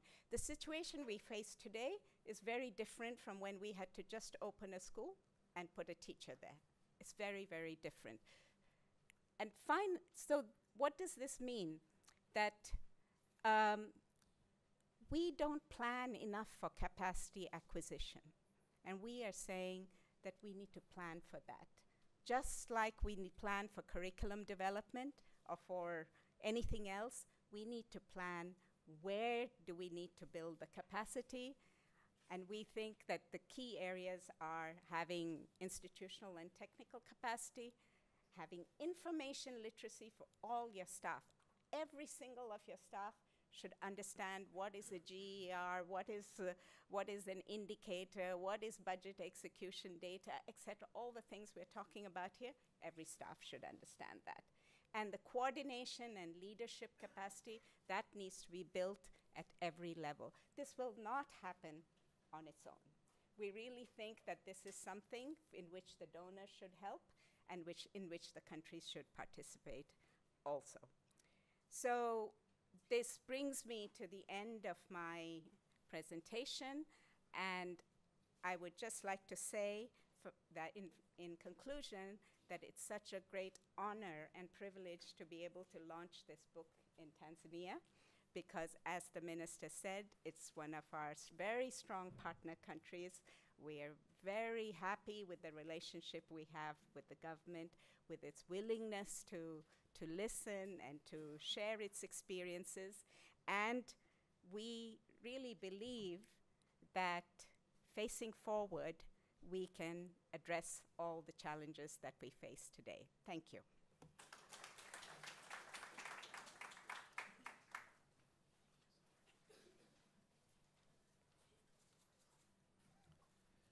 Thank you very much, Dr. Bashir, for a very informative but also thought-provoking presentation. As per our program, now we come to the formal launch of the book. And the way the launch will be done, I will invite the Honorable Minister to come here and Dr. Saavedra.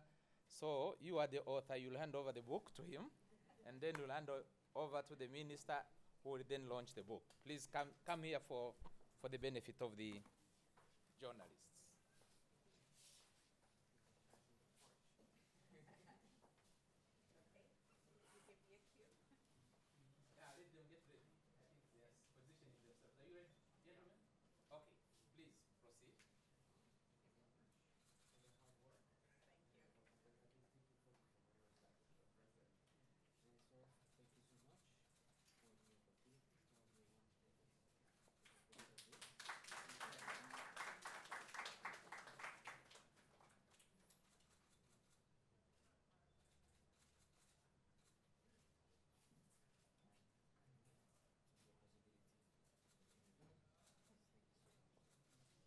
And then, after the launch, may I kind of also request you to move forward now for the group photo with just a few who will manage doing the photo, the DBC, and the senior staff of the World Bank who are here. Please join for the group photo. Dr. Mbongo, please join for the group photo.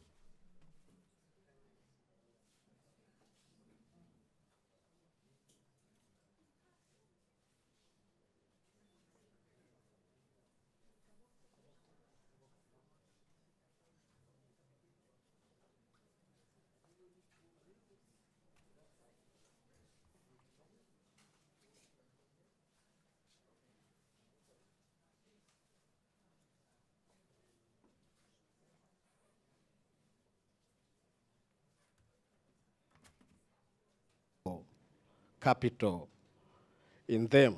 So I was asking then why the report didn't shed light on the efforts on investing in these youth and adults, which are very critical in the learning of these children we are referring to. Second, I will not touch much on the strength, but just on what can be improved in future, is the way to look on the looking education as a system. We have touched basic education, but universities are the one which produce these teachers. We have colleges, which are less touched upon. So I was thinking you have touched about the looking at, but in the report it is missing. So I was thinking of having this, let us look education as a system, not as compartments that you look at primarily as or basic education as it is, but we can look at the entire as a system and have a comprehensive report which can inform all of us, whether policymakers, whether parents, or whether educationists, and the like. For the interest of time, the third one is the human capital, which is, of course, the focus of the report. And you have presented it very well, which is, of course, deriving from the human capital theory from others, Baker and the like Shoes, who talked about that. And what I want to say is how now the human capital formation in the past have helped Tanzania to evolve to where we are now, and the successes we have. Because if you see the report is like the capital gains in the past has not helped us to some extent, except for capital gains in 1980s upward. According to, of course, you need to be selective, so because you can't address, but it is important to see the historical, historical attempts and the historical performance of this country so that you can be better positioned to tell people that this is where this country was, and now here we are, and these are the challenges, because some of the challenges, I think, are more historical than what we have touched. Moderator, I think I should limit myself to the 3 minutes. Thank you.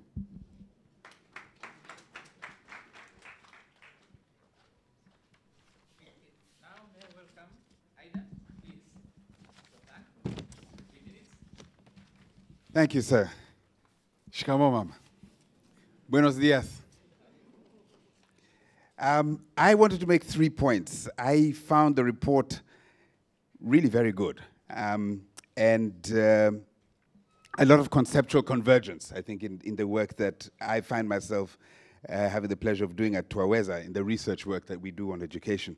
But I want to make the following 3 points. I think the first one is the inequality challenge is a major one. I like the way the report looks at inter-country divergences, but it doesn't dig into what the inequality issues are, the inequality dimensions of allocations and outcomes within the countries.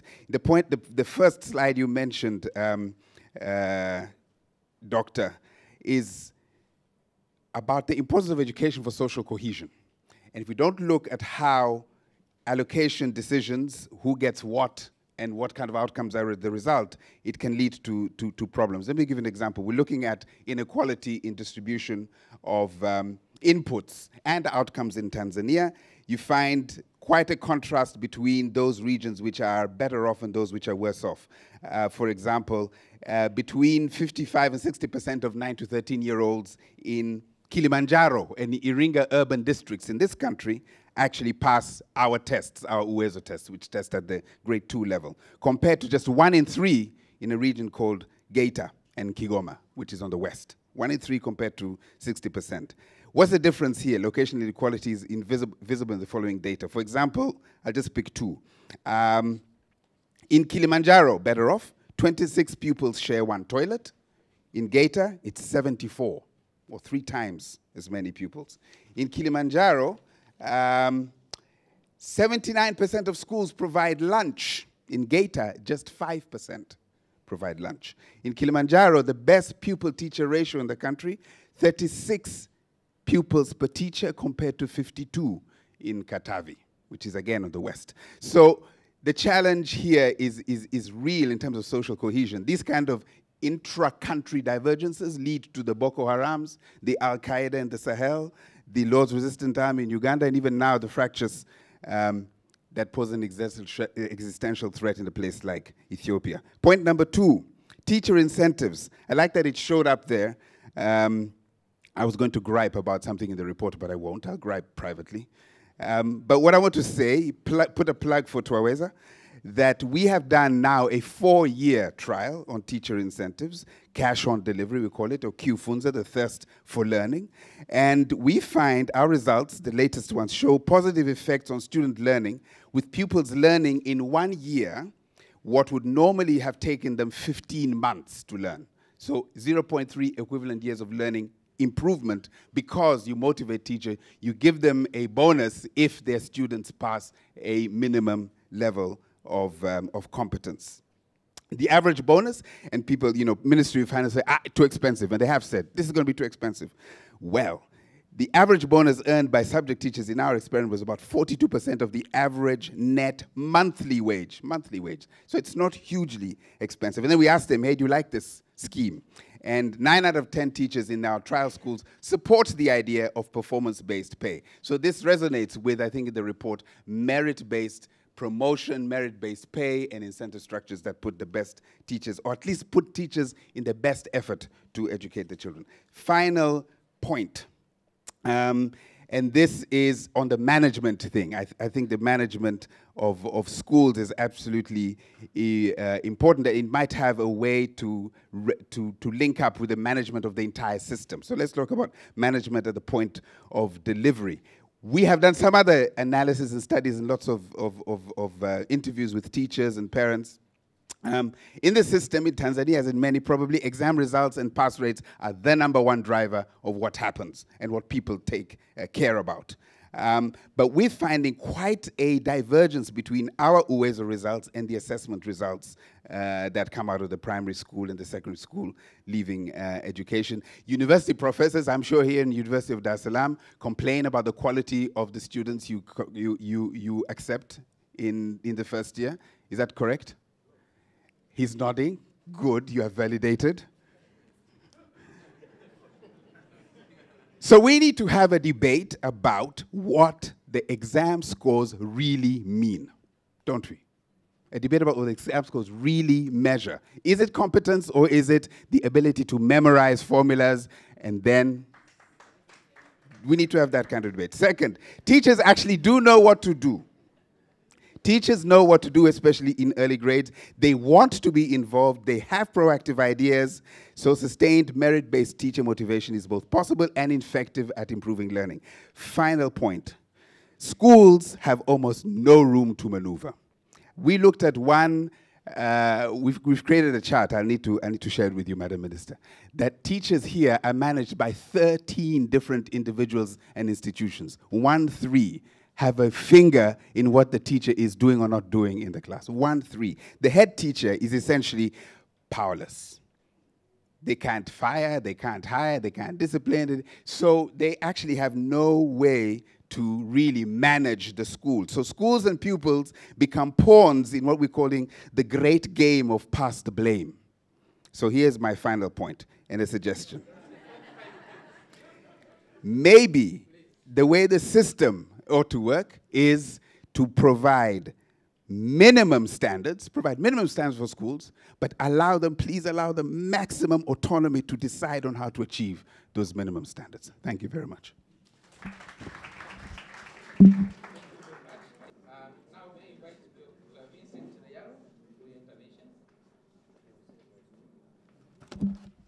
Thank you very much. Thank you very much, the World Bank, for such a wonderful study, a wonderful reports, with a lot of insights, really, we observe here back in Tanzania.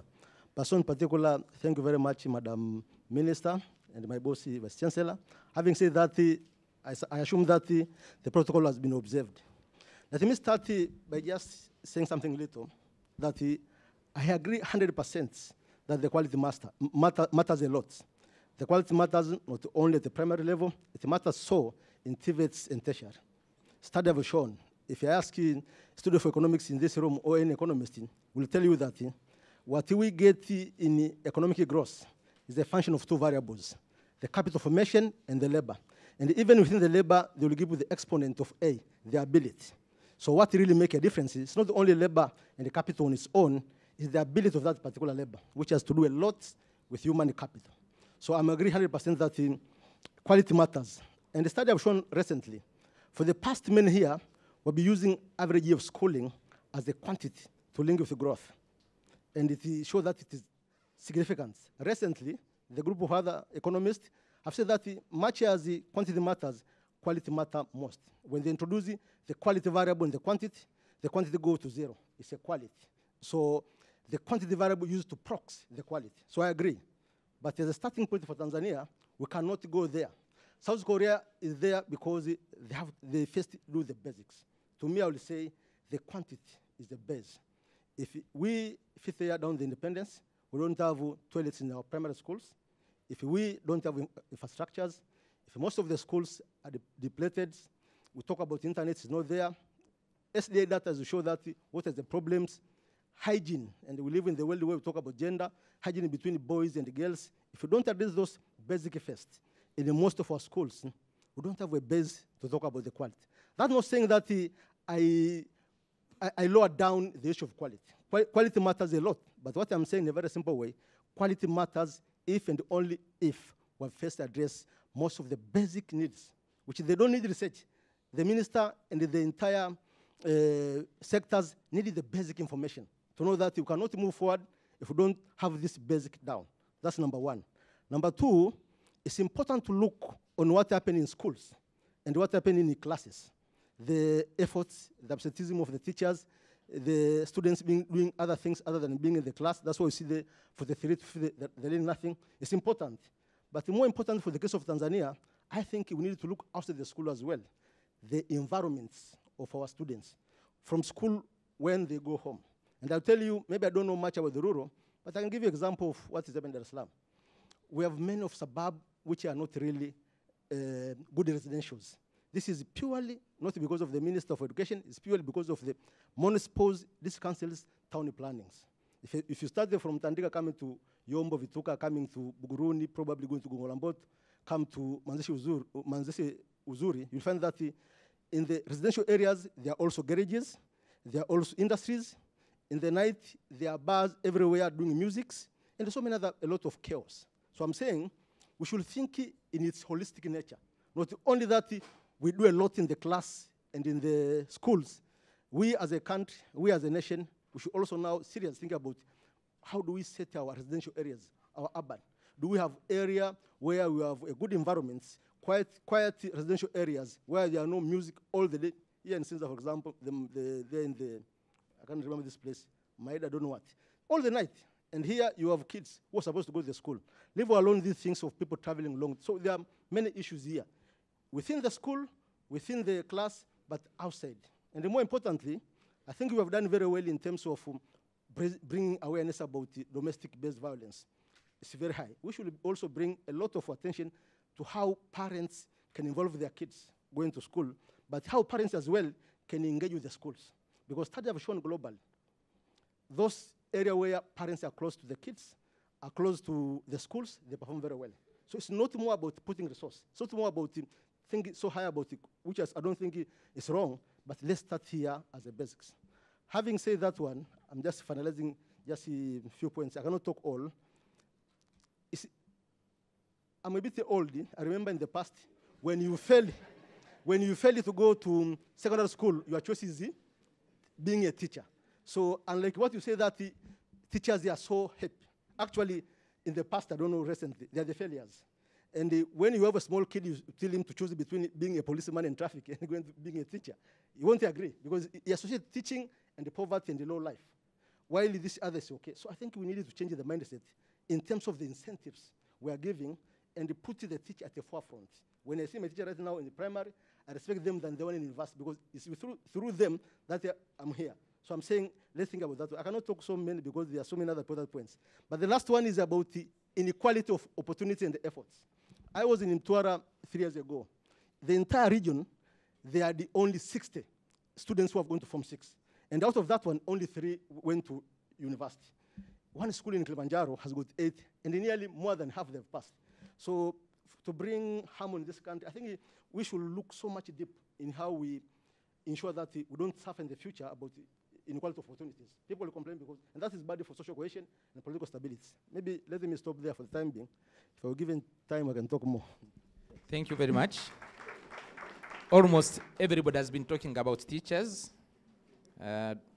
Dr. Saavedra, you kicked the ball actually by spending some 18 minutes talking about teachers, the second cluster of issues. So now I must invite a teacher to speak for themselves, and that is Madam Halima Kamote from Barbara Johnson. Please come and speak for yourself.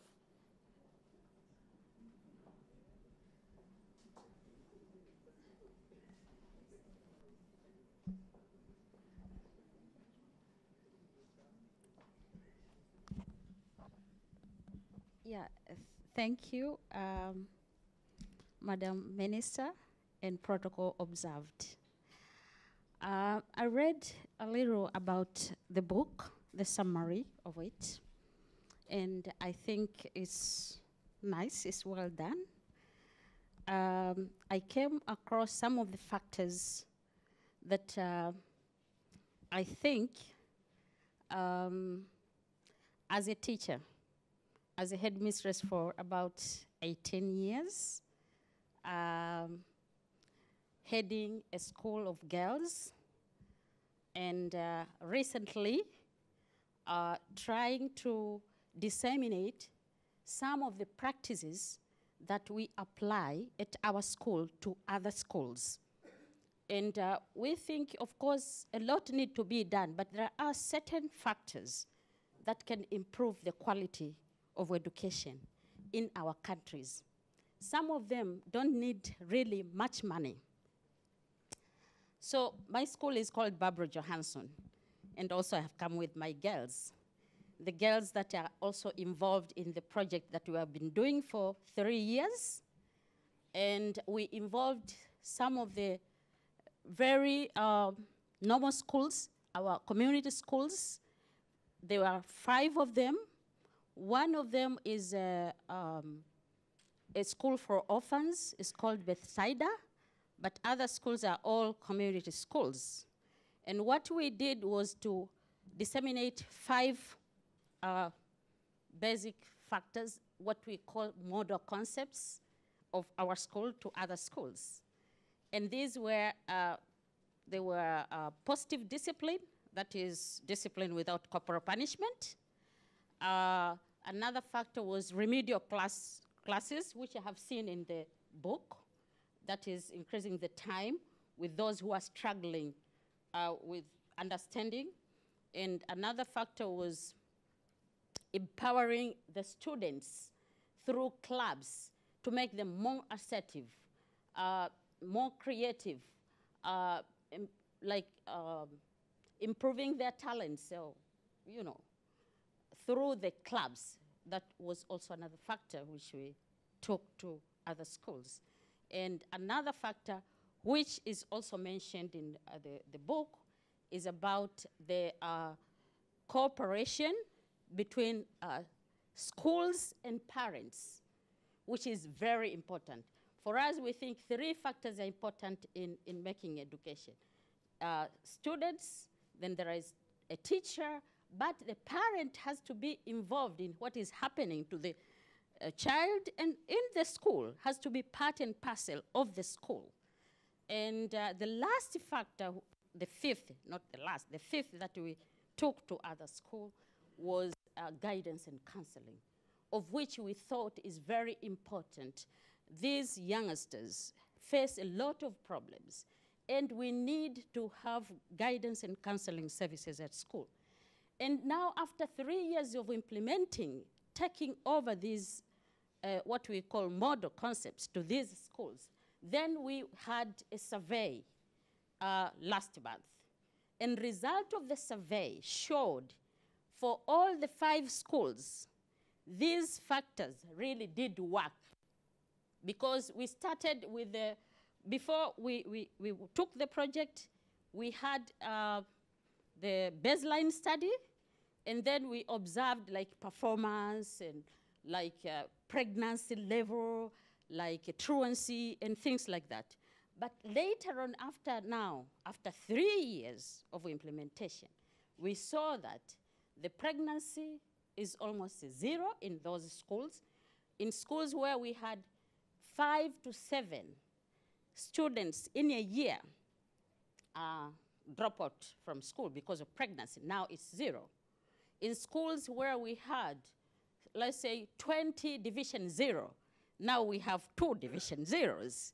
So you see, it worked. And I feel that sometimes we don't need so much money to invest in order to improve the quality of education that we have. Just a little bit of effort. And actually also, I think the right way, like the methodology that we used, is for a school that has those model concepts, taking those concepts to a school. It's not about going to the classroom and listening to the theory and stuff and come to implement. It's about doing things that we do. So like teachers will go and, communicate with the other school on how we do the remedios. Schools were doing remedios like covering the syllabus, but you say, no, you have to assess your students and then take those ones who are struggling. Those ones need to be pushed forward. They need to have more time. But then, if they have more time, that means we have to leave them behind to wait so that they have remedial classes, but they need to have lunch. So if they need to have lunch, we have to communicate with parents. Where do we get money for lunch? So all those factors were really effective. And thank you. Thank you. Thank you very much. Everybody was so attentive. May we see the young girls you came with? I'm sure they took part in that project. Can you stand up, please? Can we clap for them? Thank you very much. Now, I would like to invite Monica Mbele for 2.5 minutes to share your experience.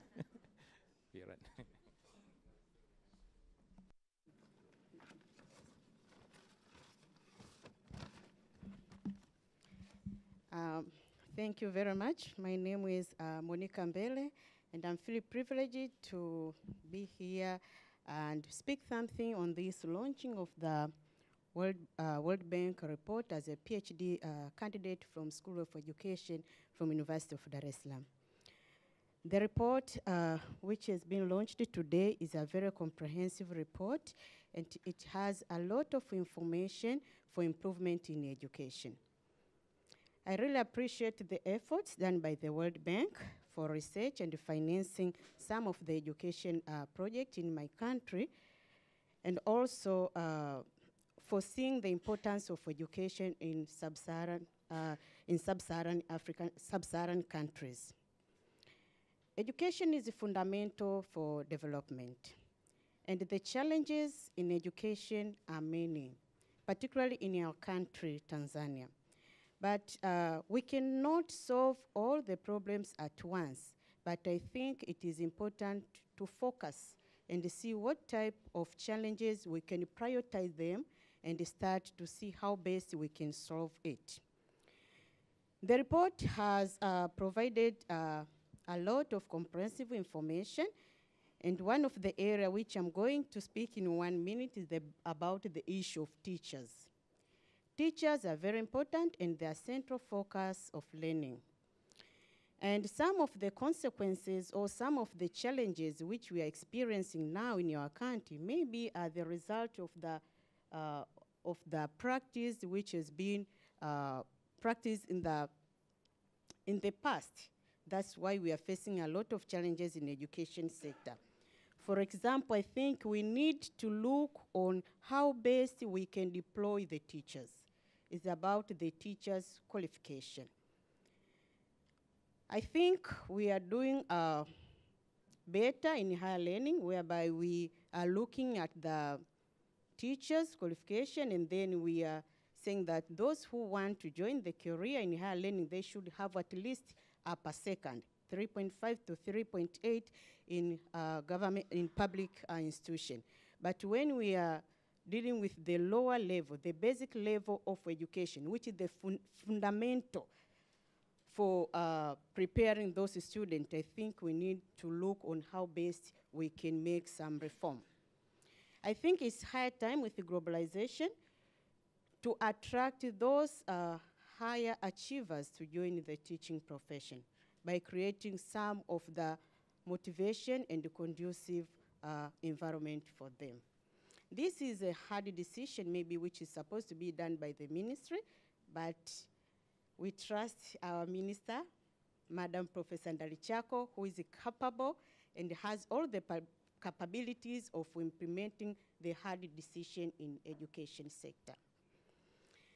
And the last one, which I think I must speak, this report is geared towards the basic education, but as a profession in vocational education training, I think we need to do something on vocational education and training.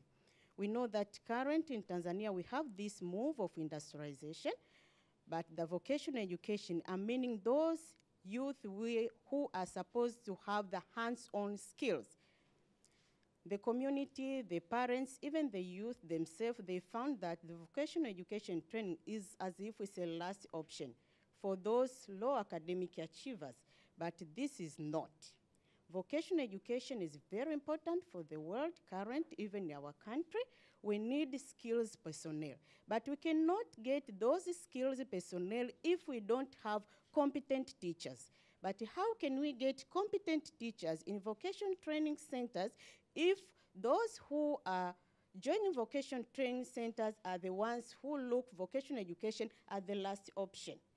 Those communities find that vocational education is just for those who are low academic achievers, for those who are as if they have lost some other opportunities. So I think, and it's my dream as a PhD candidate to see that maybe one day our country should have an education system with the two routes. One which is based on vocational education and another one with the academic route. It's not necessary, as I can say as a candidate in education, that we should continue with the current system, that those who score high, Division 1, Division 2, they should opt or they are being selected to join advanced level secondary education. Maybe some of them, they are also interested to join the vocation route. So I think this report will give us some hints on how best we can do the reforms, but also try to look on the strategies at the education stakeholders on how best we can advise the government on types of reforms in different sectors of education, but also to set some strategies on how best we can develop some kind of a strategy to improve education system in your own country in Tanzania. So the last thing I could say I thought that was the last. Can that be the last, please? This education route, as I'm talking about, and to attract high achievers to join the teaching profession, is a hard decision according to the experience which we used for the past years in our country. Although some of the reforms, some of the changes have already been adopted in our country, but I think we still need to do much more and also to make hard decisions on education policy so that we can have some positive consequence in 5 or 10 years ahead. Thank you so much. Thank you very much. It appears we are about thesis because that sounded like an abstract. Now, may I invite Gaudensia Emmanuel, please, for your intervention. Keep it very brief, please.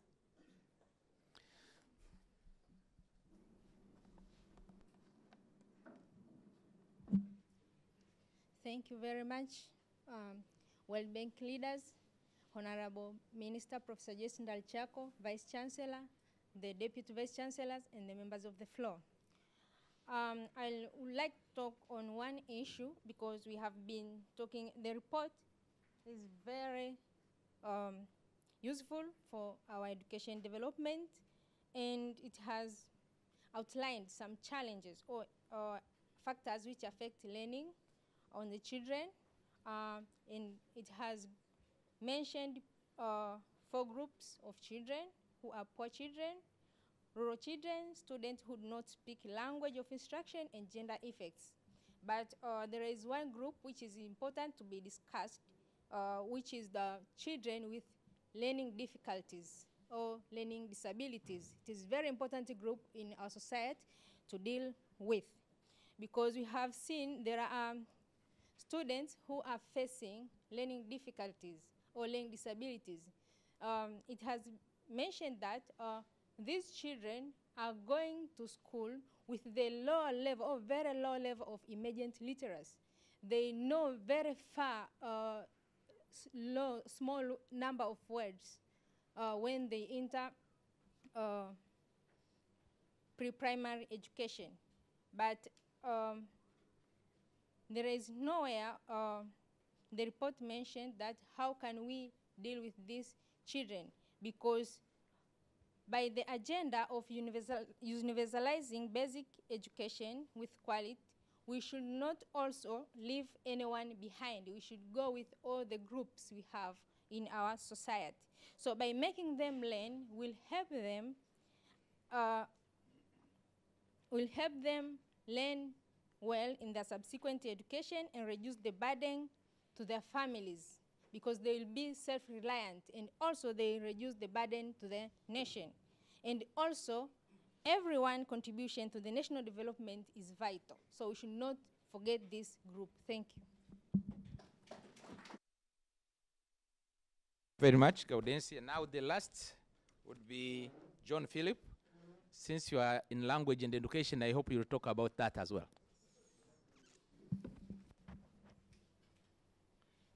Yes, thank you for this opportunity that I'll be given. Protocol is observed. My name is Philip John, a PhD candidate from School of Education. And as a PhD student or candidate, when I was reading this report, I noted that there are one key issue that is not addressed in the report. Of course, the report touches on the issues related to literacy and the language of instruction in early grades. That means the issues that these children begin with when they start pre-primary or grade 1 and 2. So it's just the linguistic background that these learners begin school with. And that one creates a certain challenge on coping with learning Kiswahili, especially in the rural areas.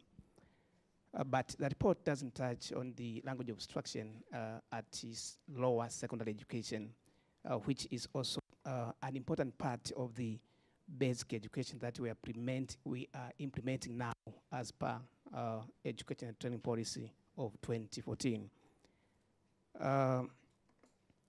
We know that at lower secondary, English language is used as a medium of instruction, but majority students are struggling in learning in the language that they don't understand.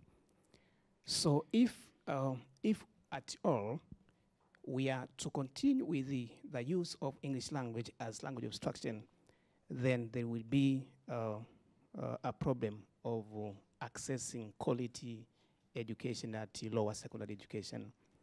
And therefore, we have to think to what extent do we invest in the preparation of the English language teachers who will provide skills to students who join lower secondary education to learn in the language that they can cope and result into better learning outcomes. So this one is what is not in my view, is not well addressed in this report. And therefore, that being the case, the Minister of Education needs to look at this aspect so that to invest in the training of language teachers for specialization, to give them specialized language skills that can give better learning outcomes and enable learners at secondary education to learn better or to cope with learning in a foreign language. Thank you very much. Thank you very much. Thank you very much, panelists, for keeping time. We have gained a little bit like 10 minutes. Now we are going to invite the presenters to respond to the issues raised by the panels, rest they forget, after which we invite the rest of us to put questions. But since I have the mic, let me abuse my position also to ask one question. Dr. Bashir, you said that children from poorer background go to school when they know about 5,000 words, and those from better off communities have up to 20,000 words. I thought even 5,000 words is a lot. I was wondering in which language, and if you can clarify a little bit about that. Otherwise, please, I will start with you. You are the first to go. Please come forward and respond to whichever questions you think you need to respond to. Well, thank you very much. There were several points that were mentioned, but let me just touch upon a few. One of the commentators spoke about not touching the issue of universities, and that rightly so, the system should be viewed as a whole. True, I mean, both on the latest reports of the bank and this report regarding Africa is about basic education, primary and secondary education. But you're absolutely right, that the system should be viewed as a whole. And some of you might remember there's a lot of evidence about the social returns to the different levels of education, right? So research done by Jim Heckman shows that the largest social returns comes from investing in pre-primary education, actually early childhood education. There are lower social returns for primary, even lower for secondary education, and lower social returns for tertiary education. And that's interesting to see. But obviously, that will never mean that then we should devote all our resources to early childhood education until young people who have to go to a technical institute or to university, well, sorry, we're not going to invest in you because it's the social rates of return are a bit lower. So, I mean, born again, right? Because we're going to invest in you if you were 5 years old, right? That's not true, right? That doesn't make any sense, right? We need to cater all the students, right? True. It is true that for a, say, 20-year-old, any investment that we do would have been larger, would have have a larger return if we would have also invested in his early childhood or her early childhood education. Yes, that is true. But okay, by time passed, that didn't happen, right? What can we do? Still, we'll need to make sure that that 20-year-old, right, make sure that they have the fundamental abilities, that they are digital literate, and they have the ability to learn. So we still need to invest in them. So the job of the minister is very tough, right? Because she has to cater the early childhood education, and she has to cater higher education as well, right? That's why public policy is complicated. And that is why also we need more resources for education, because we need to make sure that we cater the needs of people across the whole age range. And the other issue I wanted, I mean, there are several, but we don't have too much time. I just wanted to touch upon the issue of teacher incentives that was mentioned, I think, by Aidan. And there's a lot of debate of how those teacher incentives should be given, right? If they should be given to the teacher himself or herself, or should be given to the whole school, right? So many countries, what they're doing is that, I mean, using different types of data, they're trying to see what, I mean, are the schools that perform better, and say to the third of schools that perform better, then there will be a financial incentives for all the teachers and administrative personnel of those third of schools, because that will implies that there will be more cooperation, at least within the school, right? So that's an option. But then another, and I want to mention this because it is critical that, I mean, we work more on that issue. But the other then point, contentious debate when we talk about merit-based schemes is what is good performance, right? Because if we only look at the schools who are doing well, maybe they are doing well because the students that go to those schools are better off students, right? And they will have a different base already, and they have better nourished, or they have more stimulation at home, and that's why those schools are doing better. So what matters in terms of performance, and that's a very important discussion when we talk about those issues, is what's the value added of the school, right? Or that when one talk about what's good performance, that one will look at what's the delta, what is the improvement that school is doing this year with respect to the previous year. But in any case, I just wanted to point out, because I mean there are many when we talk about merit-based schemes or any type of bonuses, right? There is a lot of details that have to work out, and that's very important, because that's a very important policy instrument that one can use. Let me leave it there. Thank you. Thank you very much. We do intend to close at 13:15 as planned. Therefore, I would kindly request you to address just two most burning issues you were able to pick out, so that the audience also can come in. So I'll be unfair to some of the people who asked very pertinent questions, actually. But let me begin perhaps with what the school principal mentioned, of this partnering with other schools. And she mentioned that some things were mentioned in the report and some are not. But I think you meant that some are not also. This is true. But I'd like to pick on the example you gave, because I think it's a good practice, but something which we don't find in Africa. If you look at some of the East Asian countries, it is sometimes good to look east also, even though we want to face forward, we should look at some other countries. And the East Asian countries perform very well. But one of the good things, for instance, in Shanghai, but also I think in Singapore, Vietnam, and so on, is that the good schools are required to mentor other schools.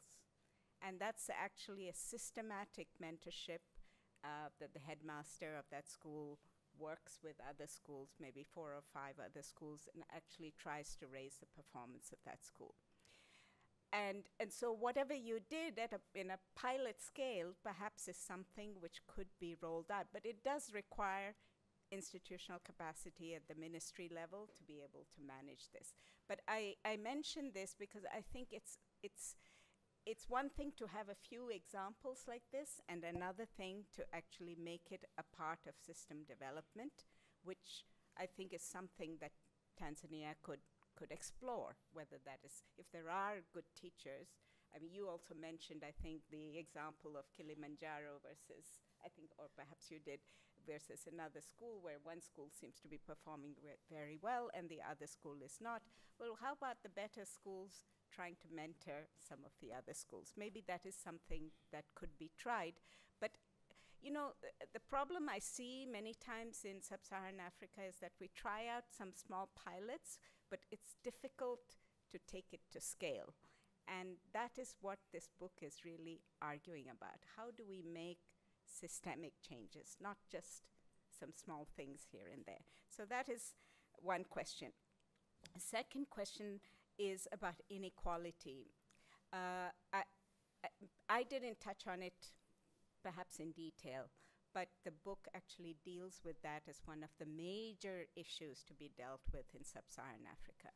The big problem we have is the big inequality in performance of students. And we find actually when we do regression analyses that once you include the average socioeconomic status of the students in a school, that just about explains everything about the school's academic performance.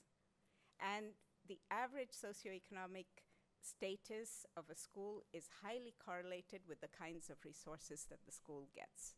So if you're poor and you live in a poor community, you get a pretty bad school, and your average socioeconomic status plus the poor resources you have explains the fact that you are not doing very well.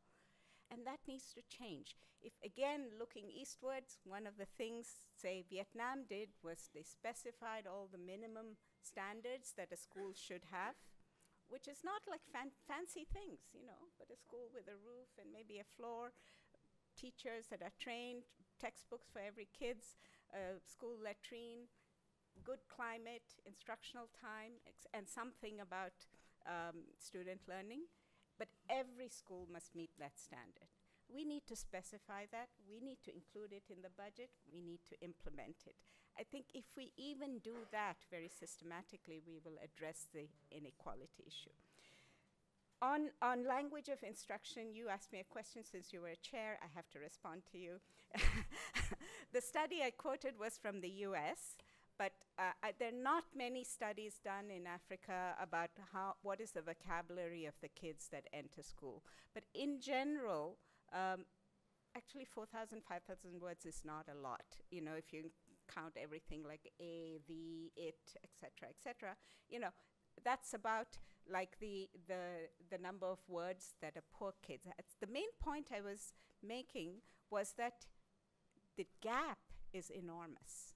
And so a kid coming in with very low vocabulary needs a lot more literacy support. So you need a literacy-rich environment, especially if in the home they have no access to reading material. We provide this one book that the poor kid tries to struggle to read. You actually need a much richer literacy environment. You need more books, you need story books, you need graded readers, whatever, to be able to get over this difficulty. And that relates to your question of learning difficulties also. It's true we don't specifically mention learning difficulties, because although that is something we should address, the reality is if 80% of the kids are not learning anything, then the teacher has no way to distinguish who is the kid that has learning difficulties versus who is the kid that's just not learned because they didn't have the chance to learn. So we do have to deal with it, but we are dealing with a much, much bigger problem in which, you know, if we address that big problem, we will also be able to identify those with genuine learning difficulties. If we can get 80 to 90% of the kids to learn by the end of grade 2 to read a sentence accurately, you know, understanding it, do the math, etc., you will know which are the other kids that need extra support. Right now, we are barely able to distinguish it. Last point, I like his point about historical challenges. We have a graph in the main book, not in this overview, which shows how the per capita income in sub-Saharan Africa, how it evolved. It's only in 2004, 2004, that sub-Saharan Africa per capita income recovered to the levels of 1984. It took about 30 years because there was such a big dip in the 90s, late 80s and 90s. So we recovered, you know, only after about 1996. So that's important. If you look at the enrollment figures, you see the similar dip around that time. Okay, so we are recovering after a long period of crisis. So it's unfair. It is true. It's unfair to compare with others. But it's also true that the others have gone ahead. The other regions have gone ahead. So we've got to catch up very fast. But so history is something that is important, that can explain a lot of things, but doesn't justify where we are or where we need to be. If we have to catch up by 2030, then we will need to go faster to make up for the lack of progress in the last 2-3 decades. I haven't addressed everything, but thank you very much. Thank you very much. We'll now take a few questions from the audience. I will start with 3 first questions. Would want to have a go? Please go straight. We are at the university campus, so protocols are not so necessary. Okay, we'll go around. You put hand first. You go first.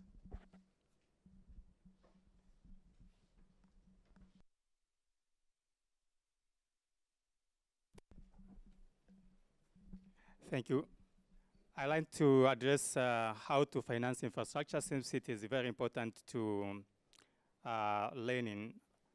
One, I think there is need to use the municipal bonds and increase the tax base, use the public-private partnership arrangements, and making the social securities invest in education. I think those 4 options could be good in financing the infrastructure. Thank you.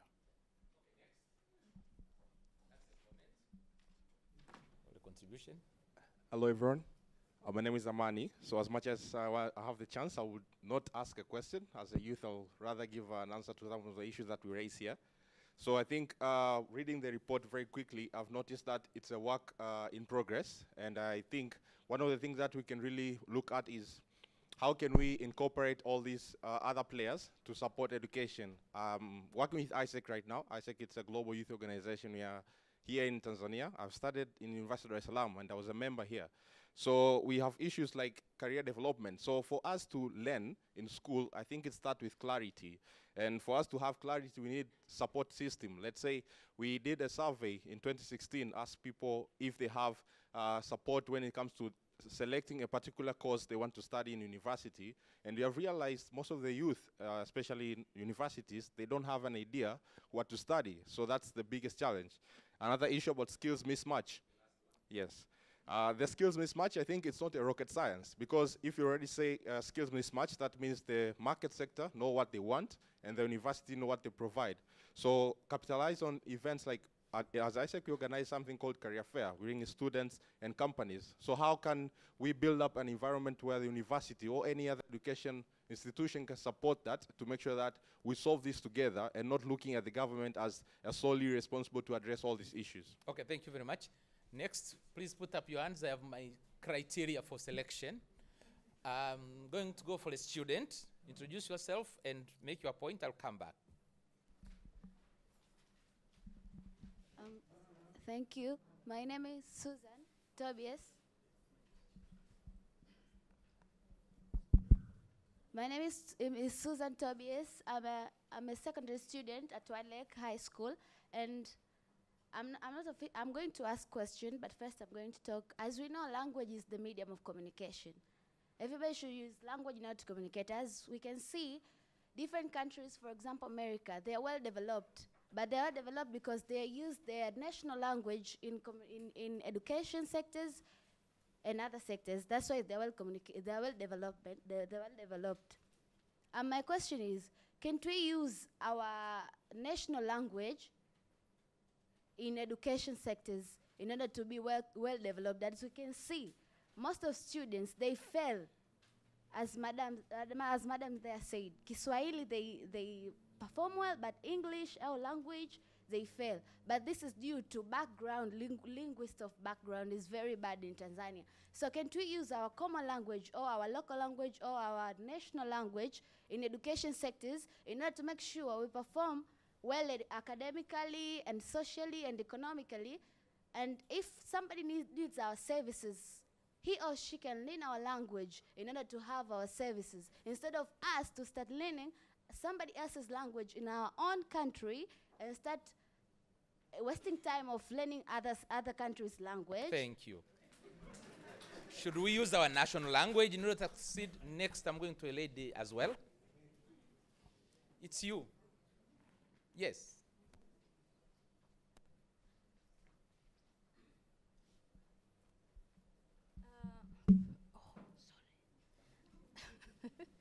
Okay. I've seen, for example, two panelists emphasized the role of parents in, of course, participating in educating their kids. But the report is like, I didn't read it, but I was wondering, why didn't they include the role of parents? Because I have a daughter, and I have realized my daughter is 5 years. She's in standard 1. Although she goes to a private school, but I spent every day like more than 30 minutes to sit with her, to look what she has learned, and to try to do all the homeworks. And this is a kid going to a private school, the Dar es Salaam Independent School. What about the public school? What the parents are really doing? We don't have to look at the governments. Let us look again on the other side, because I know, for example, in the European countries, the government is doing a lot. But in our countries, we are also involved in the learning process of our Thank you. What's the role of the parents in education? Yes, up the end over there. Thank you very much. Again, back to the language of instruction. My question is straightforward. can World Bank finance the use of Kiswahili as a language of instruction in secondary school in Tanzania? Can you declare interest, please? Yes. Who are you? I'm I'm a director of Confucius that deals with Chinese language. No. You have been you have been the head of Tanzania Tataki, which is the Kiswahili Institute of the University of Dar es Yes, Salaam. of course, please, yeah. I am going to take the last two, and you are going to be the only one to respond to all of the questions, and then, okay, the gentleman at the back over there. Thank you so much. Protocol observed. First of all, I would like to thank World Bank. This is our second time as the Mathematical Association of Tanzania to be involved in the World Bank activities. So my name is Dr. Said Sima. I am the chairperson of Mathematical Association of Tanzania. So a lot of numbers have been mentioned here, and what I realized in the report is that is the same thing that association is doing or try to negotiate with the government, how to improve these challenges with mathematics. Maybe I also would like to mention that next week we are going to have the so-called Mathematics Day, 14th of March. So a lot of things will be discussed here, there, and also we have the guest of honor who is from the ministry. So we'll be there to raise the issues. How can we go about this one? But what I observed in the report is that the things that we are trying to do. I'll give one experience. No, don't give an experience, please. Sorry. You have made your point. You have made your point. Can you please conclude and pass the mic to the person in front of you, and that will be the last. Thank you. Okay, facing forward, actually, MIT also facing forward and moving forward. We have tried for those poor performing schools last year.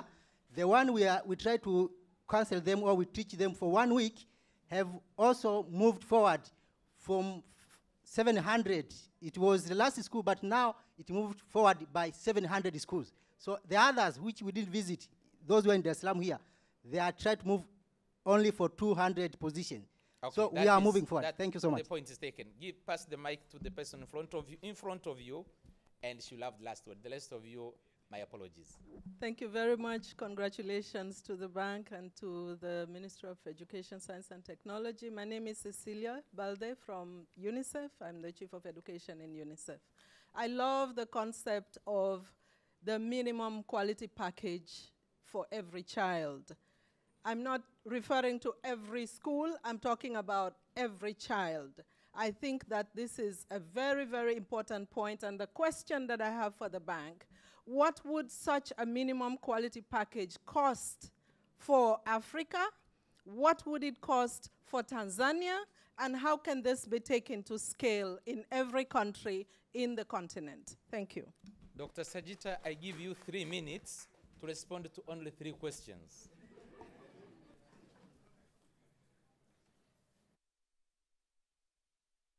Tough moderator, but thank you. Okay, I think on the role of parents, I mean, that is understood, that parents have to play a big role in the education of children. It's related to the inequality issue.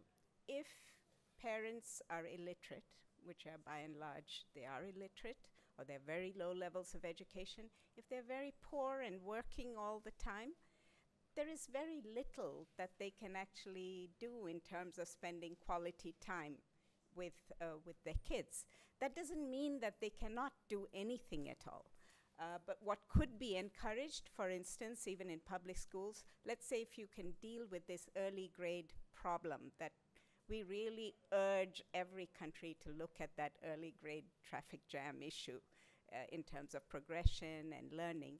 If the kids have things to read in the classroom, and if the school committees can be encouraged to ask the parents to give about half an hour to the kids to read at home, but you have to allow the kids then to take home the books, then that will help. You have to educate the parents along with the kids.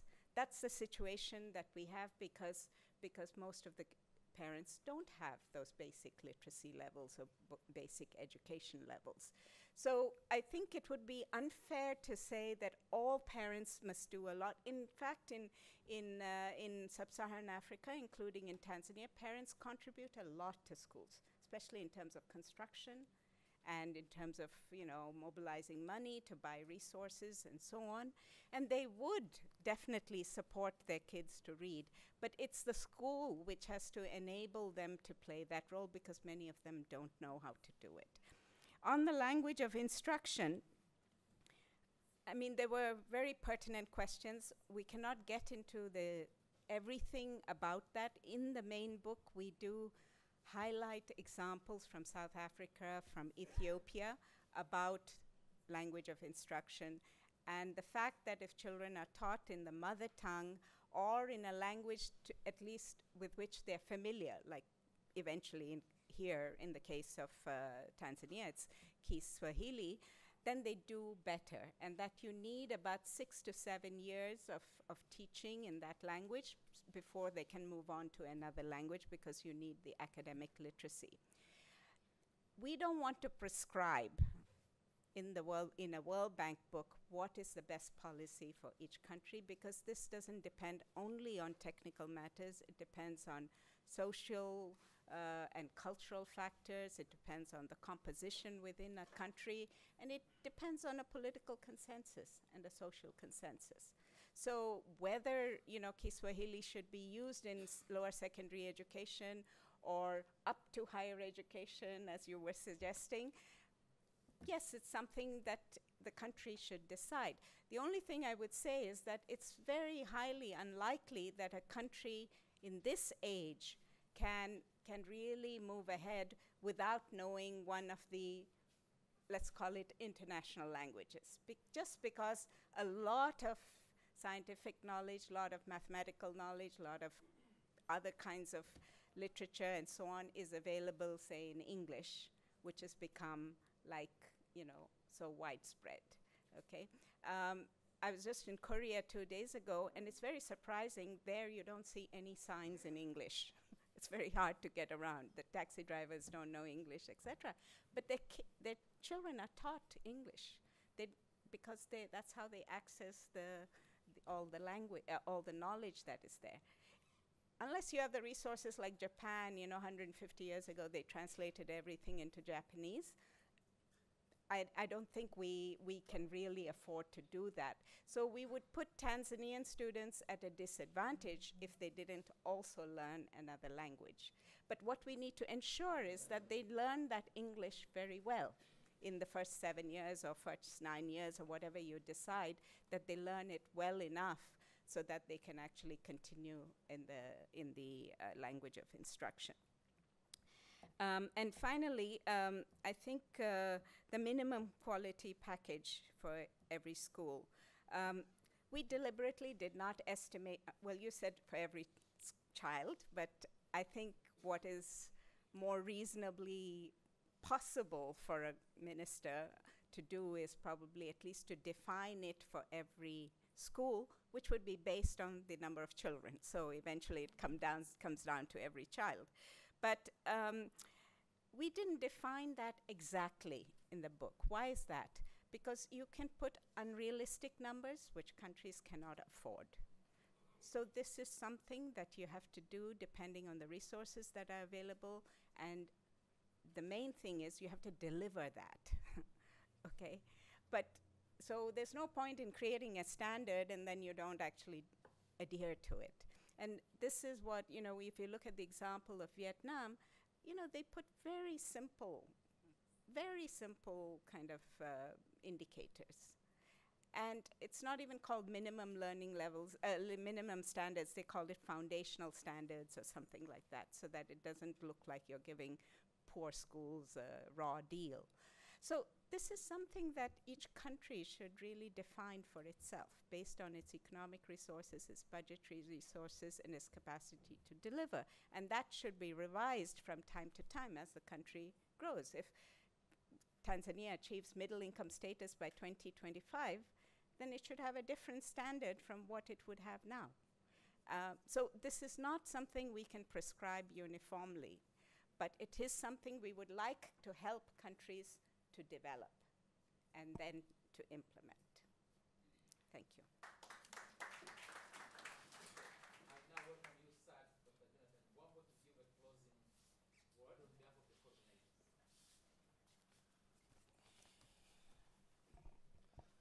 Honorable Minister for Education, Science and Technology, Professor Joyce Ndalichako, Professor Nangise, Vice Chancellor of University of Dar es Salaam, dear friends from the World Bank. I see Sajita, our very good friend. One time I met you in Ethiopia, you told me that Tanzania is your home after India. So thank you very much for coming, but also for sharing your views about Tanzania.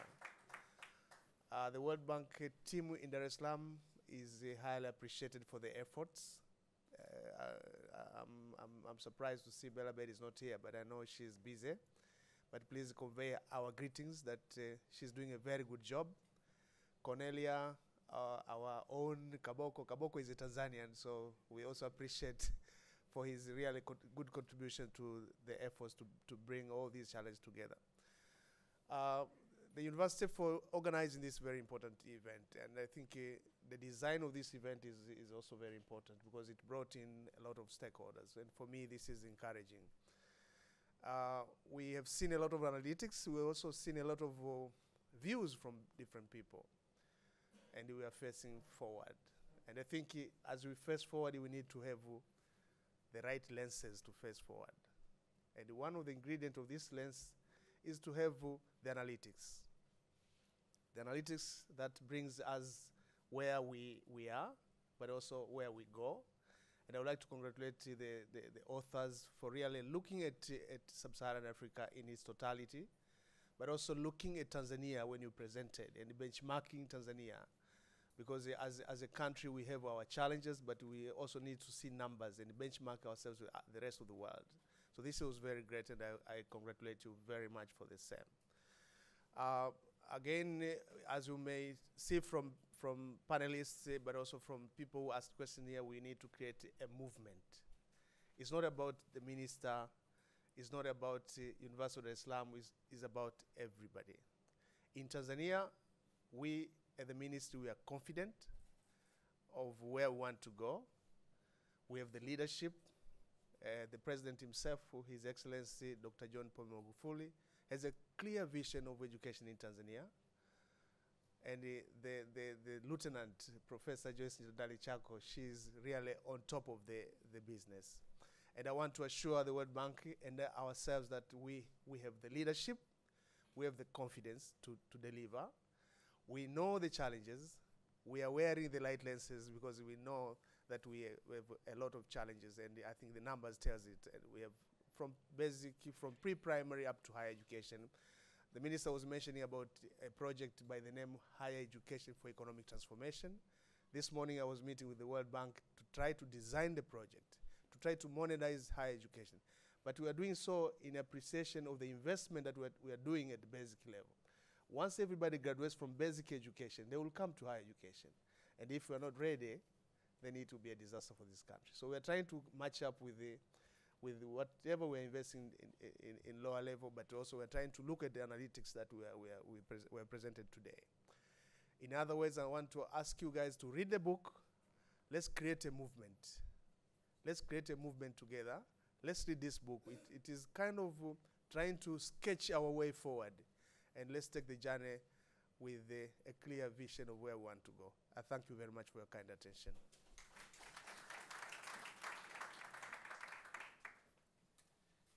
Thank you very much, Dr. Mbwambo. Those words have been delivered on behalf of the Permanent Secretary, who for foreseen events was not able to join us, but he sends his best regards.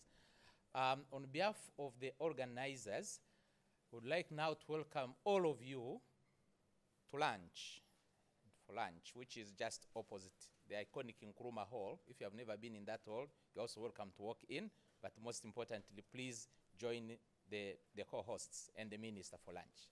Thank you so much. Have a nice day.